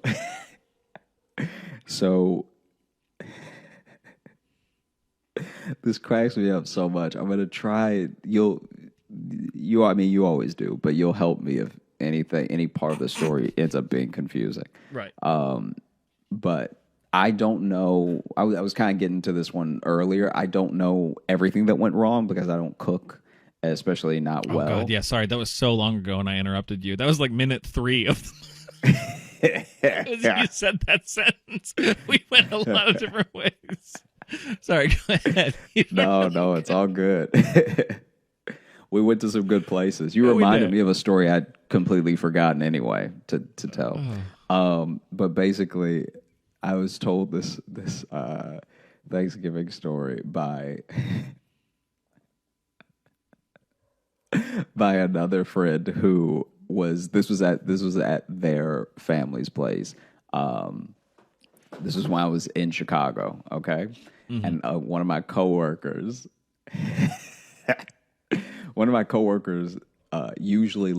they were usually the person that cooked for everyone. Like we were just saying, like the grandmas do and everything like that. She's very young, but she just loves cooking, so she took it upon herself to like do all of the cooking for everyone. And this one year, she really couldn't do it. She even did like, I think a double shift the day before Thanksgiving at the grocery store. So she just didn't have the time, the energy, anything. So she let another family member take the helm, right? Oh, okay. And this dude fashioned himself a bit of a chef or like a wannabe chef or something. Like it's like how people who really, really want to do comedy but have never done open mic, but they just like gift themselves that they're very funny. That was his cooking. And so basically this dude, he listened to a few chefs talking podcasts, and he's like, I think I kind of get how it is, yeah this dude okay. And for any of our but Tali was on Rogan, so I think I kind of understand how I kind of get what the industry's like. He had some great insight. And I feel like 3 hours of a crash course in anything means you get it. So if anyone's listening that's in the middle of eating, you may want to pause. But outside of that, we're gonna have a good time. So basically, he took it upon himself to do everything. He did the cranberry sauce. He did the stuffing or dressing, depending on where you're from. He did the turkey. He did chicken wings. People call that different things. I don't. I just say whatever people want me to say. Because wow, what a brave stance. I've only been in like 2 arguments where I'm like, no, it's dressing. And they're like, no, it's stuffing. And I'm like, so stuffing. Oh, you call it dressing. I call it dressing. Okay, but is that regional? It must be. I think it's a Southern thing. I think. Okay. I don't know. Interesting. Okay. Yeah, because I've always heard it called stuffing, but I've rarely actually seen it used as stuffing. Yeah. Like no, hardly you're absolutely anyone right. Hardly anyone actually stuffs it in the turkey. What you're saying is what I've been saying my whole life. Yeah. All right. You know what? I'm kind of on your. I might start calling it dressing now, to be honest. Now that I realize that. Yeah, I mean, I'm sure that one of it only counts if you stuff it. You gotta. And be like, actually, it's stuffing because blah, blah, blah. And we love those emails, so send them away. But nah.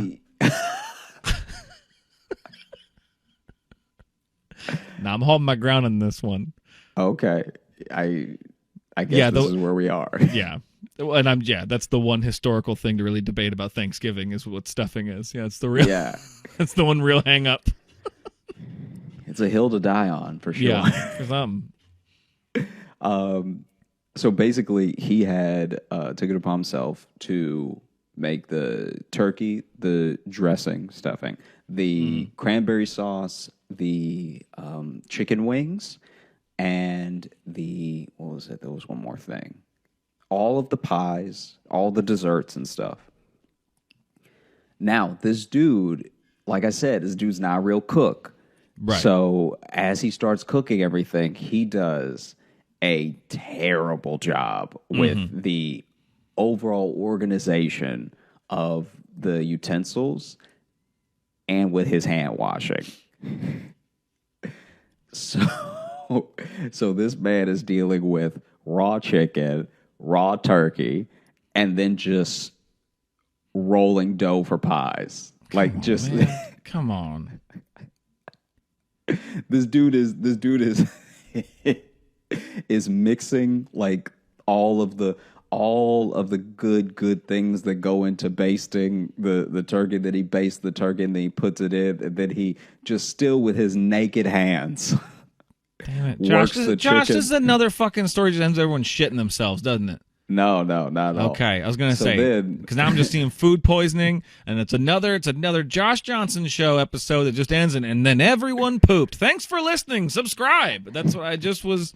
No. I mean, it's not gonna be that.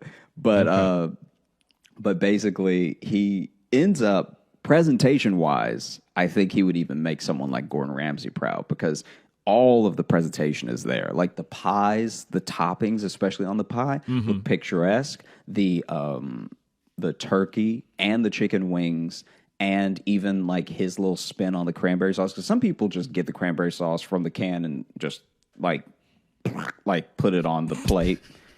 Straight from the can, just you can still see the ridges. I love that. I love that when the cranberry still has like a face. Yeah. When you're a kid, sometimes your parents will let you say you did the cranberry sauce, and everyone pretends you did something when you really just shook a can until it farted onto a plate. But basically, everything looks beautiful. Like the all of the dressing looks great. All of the there was another thing he cooked. The mac and cheese. The mac and cheese had that perfect little brown crust because he had put breadcrumbs on top of it. And so it had the perfect, beautiful crust on top.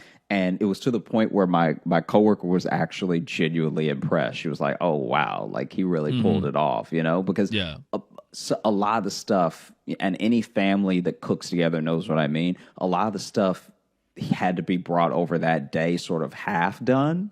Oh, yeah. And then he finished everything in like the few hours before the whole family got there. So then they get down there, they say their grace, everyone's digging in, and it is good. It is very good. Like he by all accounts, he crushed it. Until maybe an hour after they finished. And a couple people were like, yo, I'm not feeling too great. And how did I not call it? I called it. You were like, no, that's not what happened, Logan. Yeah, because they all threw up. Oh. Oh, we're splitting hairs since they didn't all poop. Yeah. That's what you get for trying to throw in those spoilers. Yeah, but it was bad. Apparently, the thickness, the tightness of a family breaks down at 2 Food bathrooms poisoning? for 15 people. Nobody was family anymore. Nah. Nobody was friends. No. People. I didn't come and make friends. I came here to win. People pulled each other by the back of the collar. Wow. Yeah, it was worse than a hangover the next day because everyone was just like full on. I think it was like salmonella poisoning. They got. Yeah. No, if it's since there's multiple types of poultry juice, it's just yeah, that's the good stuff. Just all you flirting with E. coli. Yeah. That dude washed his hands once. Like, just poisoned everybody. Man. So, if you're listening, at least that's not your Thanksgiving experience, hopefully. Yeah, hopefully. I had like salmonella once, and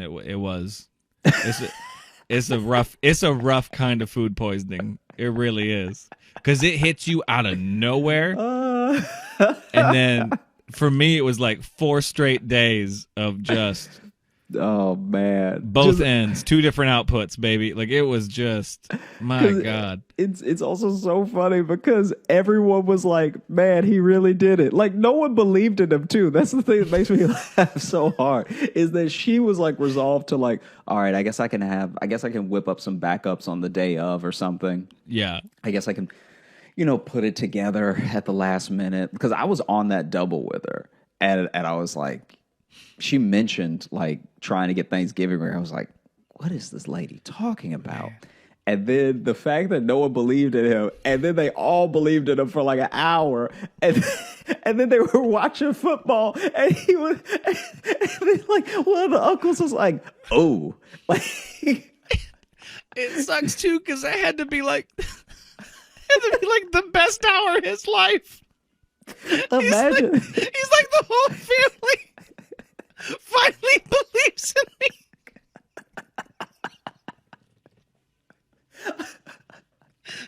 And he's just really buzzing off that, and then suddenly, like, a relative walks by pretty briskly. Just, ooh. Imagine a world, right? Imagine a world where this is his Rudy moment. So exactly, it would be like Rudy, but if they finally let Rudy play and he kicked a field goal for the wrong team. Like, how'd you kick a 90-yard field goal in the wrong direction? No, it's they're carrying off the field, and then they all go, ooh, and drop him. and then they strike his record from existence. It's that version of Rudy. Man, That's wild. Legit, man, I could not believe what she told me. Because then, okay, so because the scheduling when you're doing a customer service job like that is a bit unforgiving. It's like you get the day off, or maybe you get half the day off. But then now more and more too, people who work in retail get no time off around Thanksgiving now. Yeah, and so it's just like, you live at Target now. And so she had to call off the next day. And then the day after that was her day off anyway. So I didn't see her for like 3 days after she told me that he was like, let him take the helm. And then when I saw her, she still looked like a little run down. Oh, no, yeah. It was bad food poisoning. It sucks too, because if you get really bad food poisoning from something, the next time you eat that thing is going to be gross. So now this could be a group of people who hates Thanksgiving now. Yeah, you actually canceled all of it. Cranberry sauce, everything. Yeah, everything you touched with your bare fingers. Yeah, stuffing, dressing, doesn't matter what you call it. It makes me throw up. Not going near it. Oh man, he couldn't have done it any worse, because the fact that it all tastes good too meant they ate so much of it. They ate so much of it, and they were loving it. They're like, oh my God, oh Rick, you did this so good, and he's flying so high. He's trying to be humble at the table. Yeah, he's like, I just threw it together. Looked up some good recipes. I watched some videos. It's all right. Don't worry about it. Don't worry about it. I'm just trying to, I'm just trying to give back to y'all. Yeah. You guys have always been there for me, so I'm trying to be there for you. And then just 2 hours later, just someone screaming from like the kitchen sink, Rick! Oh, God damn it, Rick! Why didn't we order Papa John's? Because you never know. You never know when God's sending you a blessing. Maybe that's true. All the food that other family was going to eat that got ruined by glass with the pigeon, maybe that was also poison. Yeah. Or maybe that's where this dude got some of that food, and it had pigeon salmonella on it. So He was in a panic. He's never cooked before. And he's like, well, there's just a turkey here. Imagine you're fully getting poisoned, but as far as the cooking goes, no notes. No notes at all. Nothing's dry. Yeah. Nothing's undercooked. Oh, man. Oh, he's just sitting there. I did it. I did it. Yes. Yes. Yes. It's been a hard year ever since Stacy left. You know? And then you I don't get to see the kids as much as I used to, so Rick needed this win. All right. This was a big one for me. I really needed this one. And you know for a fact that when people started throwing up, he was trying to come up with other excuses in his head. You know what I mean? Like, oh, yeah. Well, you did go up those stairs pretty fast. Maybe that's some motion sickness, because you know how it is. You ate too fast because it was too good. So you ate too much. Y'all were being greedy, and look what happened. Yeah. Yeah, it's trying to teach you a lesson. That's what Uncle Rick was doing. Lessons. She said it was like it was probably more of what a haunted house should be like than any haunted house in America, because just every time you turn a corner, it's just a person screaming.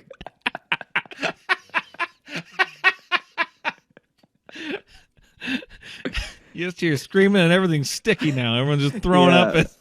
People are tripping over each other. Smells bad in there. Yeah. No, like I said, only 2 bathrooms, only so many sinks. Like she said that they found her uncle outside leaning against the house. Oh. Because I guess he just wanted to get away from everybody, just have some alone time. You ever have that feeling where you know you're gonna be sick, but if you feel like if you can just control what's around you, you won't be sick. Yeah. Oh yeah. Because drunk people do that, especially drunk people. Yeah. Be like, hey, don't move. You don't move. I'm like, why can't I move? Just don't move. Just don't do it. It'll make everything else spin if you move. If you move, I'm looking at you, so don't move. I'm like, well, don't look at me. Look at the ground. I can't look at the ground. No, that's down.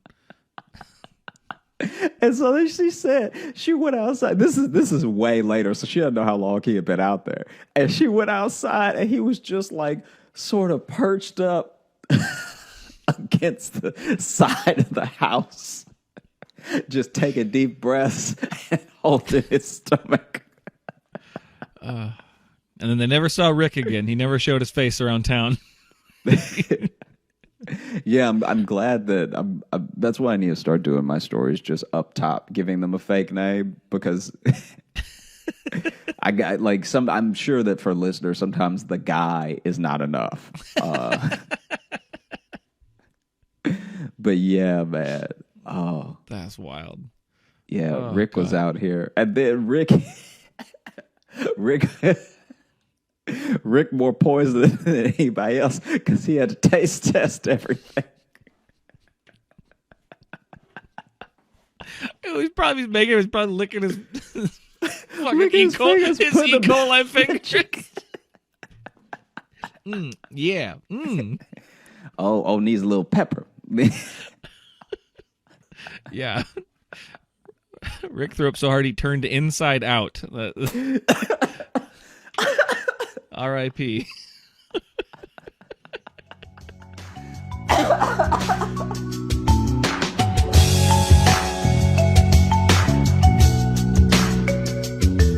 I don't know if you've ever had this happen, but speaking of like Thanksgivings where I was a guest, I went to one where clearly the like matriarch of the family wanted to handle it, like wanted to cook everything. Mm-hmm. And I don't know if they just did let her or if they wanted to give somebody else a turn, but she showed up salty.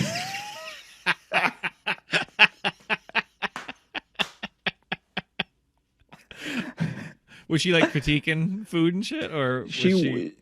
Critiquing is the nice way to put it.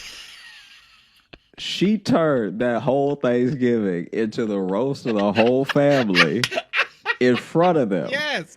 And yes. You know Fuck how, yes. Into this. I'm into this. You know how at the end of a roast you're supposed to say something nice about the person you're roasting? Right. Yeah. None of that happened. None of that. Yeah. No.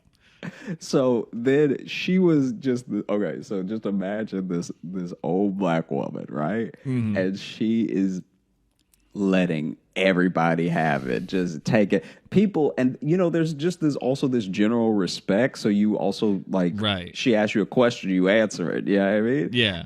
But it was like everything was a setup for a punch. I don't know if this is like an okay thing for me to say at all. I don't know what's wrong, but like black people are so much better at roasting than white people are. Because it's like you said, like it's like a black woman can rope-a-dope you into almost roasting yourself. You know what I mean? Like it's a whole different skill. So, like, I think it's because I feel like we got really good at it because we didn't have lawsuits till later. You know what I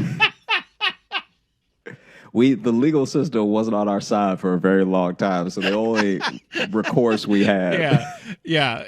You guys didn't get to file defamation, so it says like, oh, okay, this is what we're gonna do. Yeah, I'll do the defamation right here, right now. I'm suing you with my words for space in your memory about yourself.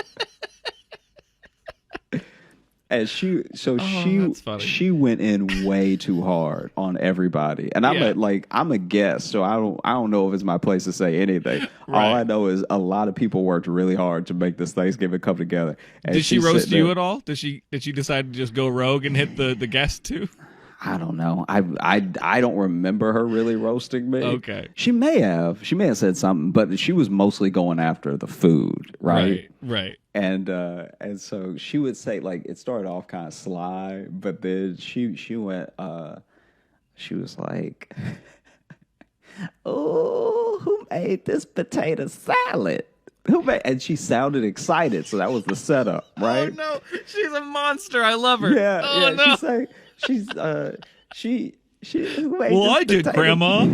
Well, I did it, Grandma. Like, oh, okay. It tastes exactly like that Gerald's General Store potato salad from the from 59. They didn't let black people eat there for a while, and then when they did, it wasn't good. And it's like a history lesson. It's like historical roast. Yeah, it's a real journey of a fuck you. Yeah, just so you know, your potato salad tastes like segregation. You're like, who made this? Who made this cranberry sauce? I'm like, oh, I did, Grandma. And okay, did you put a little? You put a little something in it? You put a little liquor or something in it? What is it? Like, no, Grandma. Oh, it tastes a little fermented. Maybe it went bad. I don't know. Who am I to say? Oh man. Oh. It was ruthless, and it was like it's and perfect. That strategy. Yeah. Because she knew how to harness being an old woman. She knew how to harness using grandma power to completely defeat everybody. What are you gonna do? Hit me? Yeah. Well, and especially the way she's doing it, where she's always pretending to be excited at first, because everyone just wants their grandma's approval. Mm-hmm. and then flipping it, but not in a harsh way. In a, I don't know, in a subtle. I mean, some of it was harsh. Some of it. So she had one of them. Oh, okay. This is what she did kind of under her breath. So like I only heard it because I was near her, but she was like, oh, this gravy. Where y'all get it? Why y'all? Who? Not even who made, just like this gravy. And then that was the perfect setup, because then the person that made the gravy was like, oh, that one's mine, Grandma. And she's like, oh, it go ahead and it stick to your ribs, definitely. And then she just goes, it stick to your ribs, definitely. And probably give you cancer.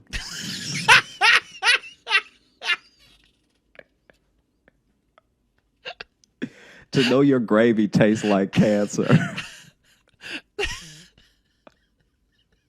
From someone who had it.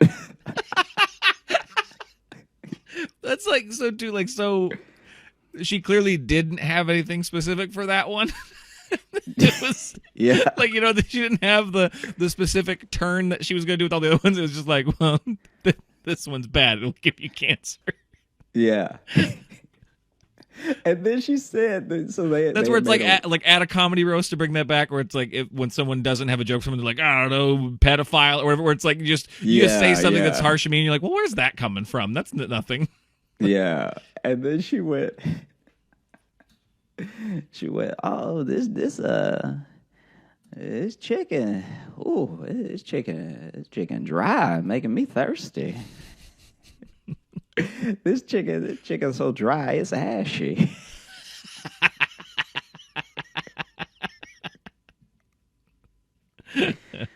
I can't believe how'd you get this chicken? Then she asked it like it was like it's exactly what you were saying. She like asked it like it's a good. She's like, how'd you get this chicken so dry, child? And now you have to answer looking stupid. Well, I just left it in the oven, Grandma. This chicken dry. This chicken could get the paint to dry faster. Yo, man, she was ruthless. That's the best. She went after everything. That's so good. And that's the other thing too, is that she got a little bit of everything on her plate just so that she could destroy it. So she could go down the line and yeah. hit every single one of them. That's perfect. Yeah, your greens taste brown.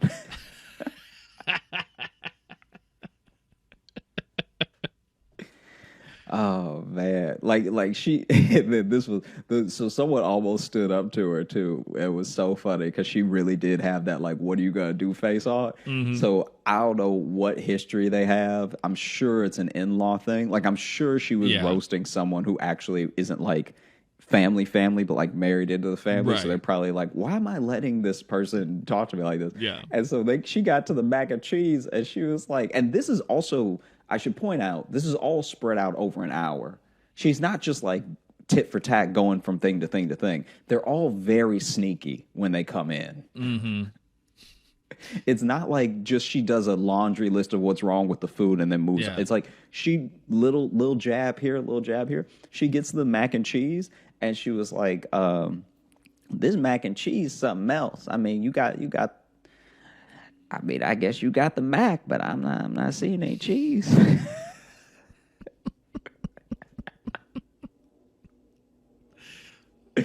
and then the woman who I guess made the mac and cheese was like about to say something, and then the grandma caught on to it, and she was like.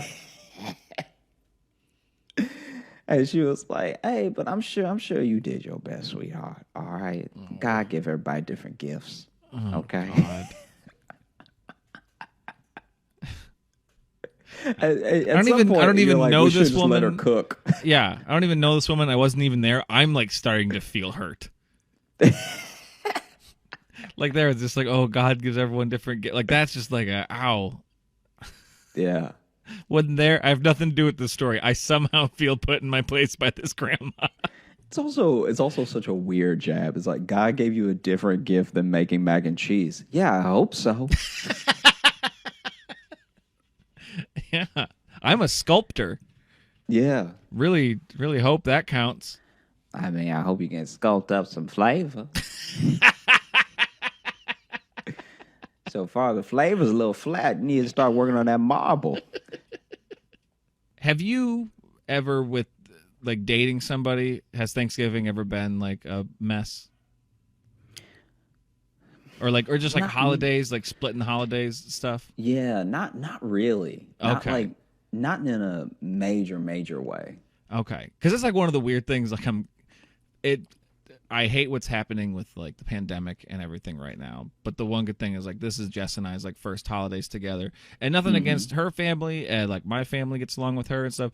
It is kind of nice to like our first holiday season together. We're just doing by ourselves, so we don't even have to do the game. Yeah, there's no extra pressure. Yeah, because like one of my exes, I'll just say, I won't be specific, but like one of them, like every holiday season would just chew my ass just all day for everything. Like, it was just like even if it's like we just spent all day with her family, it'd still leave and just be like, you never want to spend time with my family. I'm like, we were just there. We spayed with them. Like, I don't know what else to do. Yeah. But I had a different ex though too, because I was trying to think. I was just like, did I ever have like an eventful Thanksgiving? I had one, and I've told you about this before. I think I called you while I was down there dealing with it. I think because this was a different ex of mine. We had just gotten engaged a little before. This wasn't my ex-wife. Yes, I've made this mistake a couple times. But we went down to Thanksgiving. We already got engaged. We'd used her grandmother's ring that she showed me, that she said she wanted to use for her engagement. But I guess then over time I learned, I guess it was the grandma she didn't like as much as the other grandma or some shit. Because then how that came out later is then after we were already engaged, her mom gets a hold of her. She's like, hey, I found good grandma's ring or whatever, cool grandma's ring. Yeah, skateboard grandma, badass grandma found her ring and was just like, do you guys want to use that instead? Just already like a pretty that's a pretty presumptive question. That's really saying like, oh, I'm just gonna go ahead and be a part of your your relationship. Yeah. And and then my ex, she asked me, she was like, I don't know how you feel about that. I'm like, I don't know. I'm like, let's go look at it and see how we feel, I guess. And that'd be one thing. Then we get there, and then her stepdad just comes up to me. I'm outside with my dog, and her stepdad just walks up and hands me this little ring box. And he's like, open it. And I open it up, and it's that ring. And he goes, we already got it resized and polished, everything. You should give it to her. And I was like, okay. And then my ex comes back over. I'm like, hey, I guess here it is. And she's like, oh, cool. And then she just takes off the other ring and puts that one on. And I'm just like, oh, okay. Okay, I guess. Okay. Now, what you don't know is that there's a third grandma with another ring. Yeah. So anyway, 5 grandmas later, where I also got to say too, and I'm fine talking shit about this now. This was also the same Thanksgiving. We went down there, and when we were just going to go do Thanksgiving with her family that time anyway, but one of her best friends was having their wedding on Thanksgiving Day.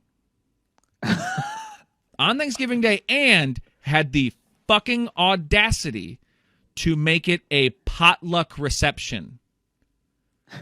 We had to bring apps to the Thanksgiving wedding.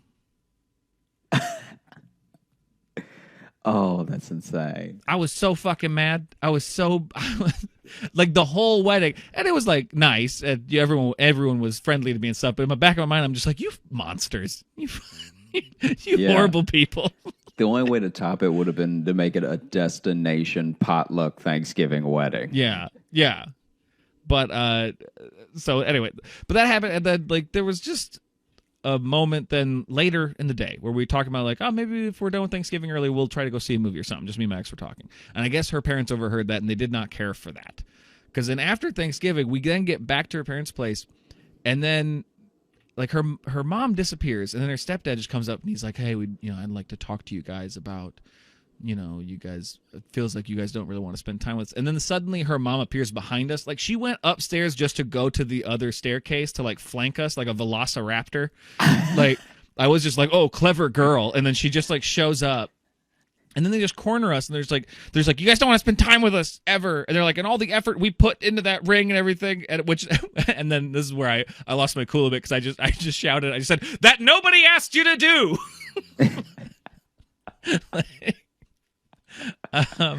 Oh God. And then at one point, they're just kind of pounding on her a little bit, really needling her with questions. She's like, I don't know. She's like, we had a good time. We stayed the whole time. Why are we in trouble? We spent all of Thanksgiving with you. Yeah. And then her stepdad turns to me. He's like, well, Logan, what do you think about this? I'm not proud of this. This is where I could have done better. But I just straight up looked him in the eye and I said, this is the weirdest fucking thing I've ever been a part of. And then I just said, I'm gonna go walk my dog forever. And then I just went outside, and then it was a horribly awkward weekend. I'm in a state, I'm not from. I in a city I've only been to once before, and there I am the Friday after Thanksgiving, sitting in a bar with 3 other people, and it was great. I go to this bar just because the argument carried over into the next day. It was so weird, and me and this person broke up years ago. Don't worry. I got out. And I wasn't my best self either. I'm not going to try to just totally blame, but that was her family just made this fucked up situation that both of us just had to deal with. I mean, what do you think, Logan, is probably one of the worst things to ask a guest? Is what do you think about what's happening? That would be, imagine any one of the stories. It's the second worst thing to ask a guest. The first worst thing to ask a guest is, hey, do you want to use this engagement ring instead? It's two bad questions in a row. Yeah, I guess the second one just feels more malleable because, imagine any one of my stories that I just told you, and then a guest was asked, "What do you think?" What do you think about this? As we're throwing up our brains. Yeah, yeah. What do you think? She's like, I don't know. I kind of agree with Grandma. The mac and cheese not that good. Yeah. What do you think? Well, I don't know. We should probably get some of the glass out of these mashed potatoes. No, but then I was at this bar then, and I'm just so rattled from it, and I'm just getting food on this Friday, and this guy's at the bar, and he was like, hey, it just strikes up a conversation with me because there's no one in there. It's very clear the people who don't really have family to spend time with on Thanksgiving weekend. Yeah. And he just goes, he's like, are you from around here? And I'm like, no, I'm from Iowa. I live in Chicago right now. And he's like, well, what brings you here? And I'm just like, girlfriend's family. And then he's just like, well, how come you're not with them right now? And I'm just like, well, we got engaged, and then they decided to do this thing with the ring. And he stops me there and just goes, I don't need your life story. He set me up just to knock me down, it felt like. Because I'm like, you literally asked me. Why am I here by myself, not with them, knowing there's a story there, and you chose immediately to be like, no, shut the fuck up. I don't want your story. And to be fair, if it was a short story, then it's harrowing. Why aren't you with them right now? Killed them. That's not better.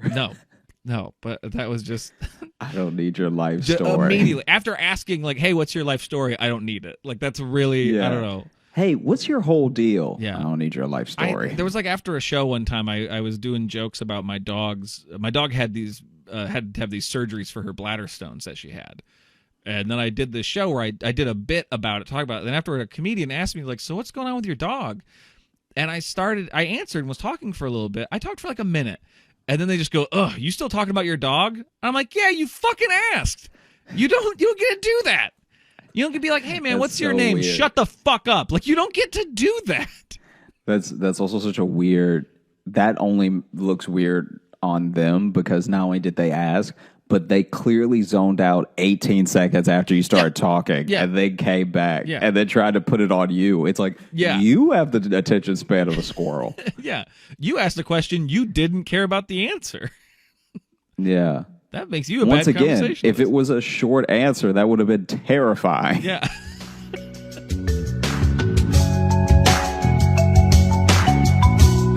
Well, happy Thanksgiving. And thank you so much. Thank you so much for listening to the Josh Johnson Show. If you're a new listener, thank you for listening for the first time. If you've been with us since the beginning, we appreciate you. And we're glad that we get to spend the holidays with you.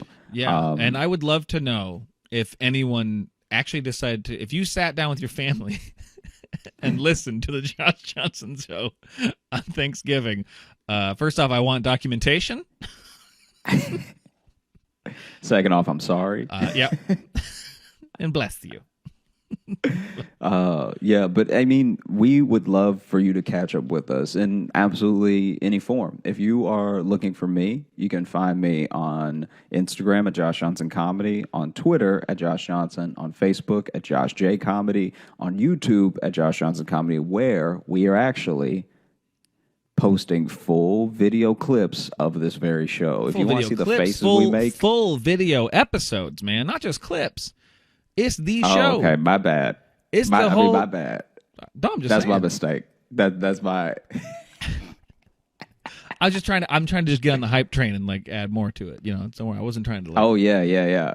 But clips really, I actually said more words when I should have said less. Like if I had said full episodes and stopped, I would have been correct. Yeah.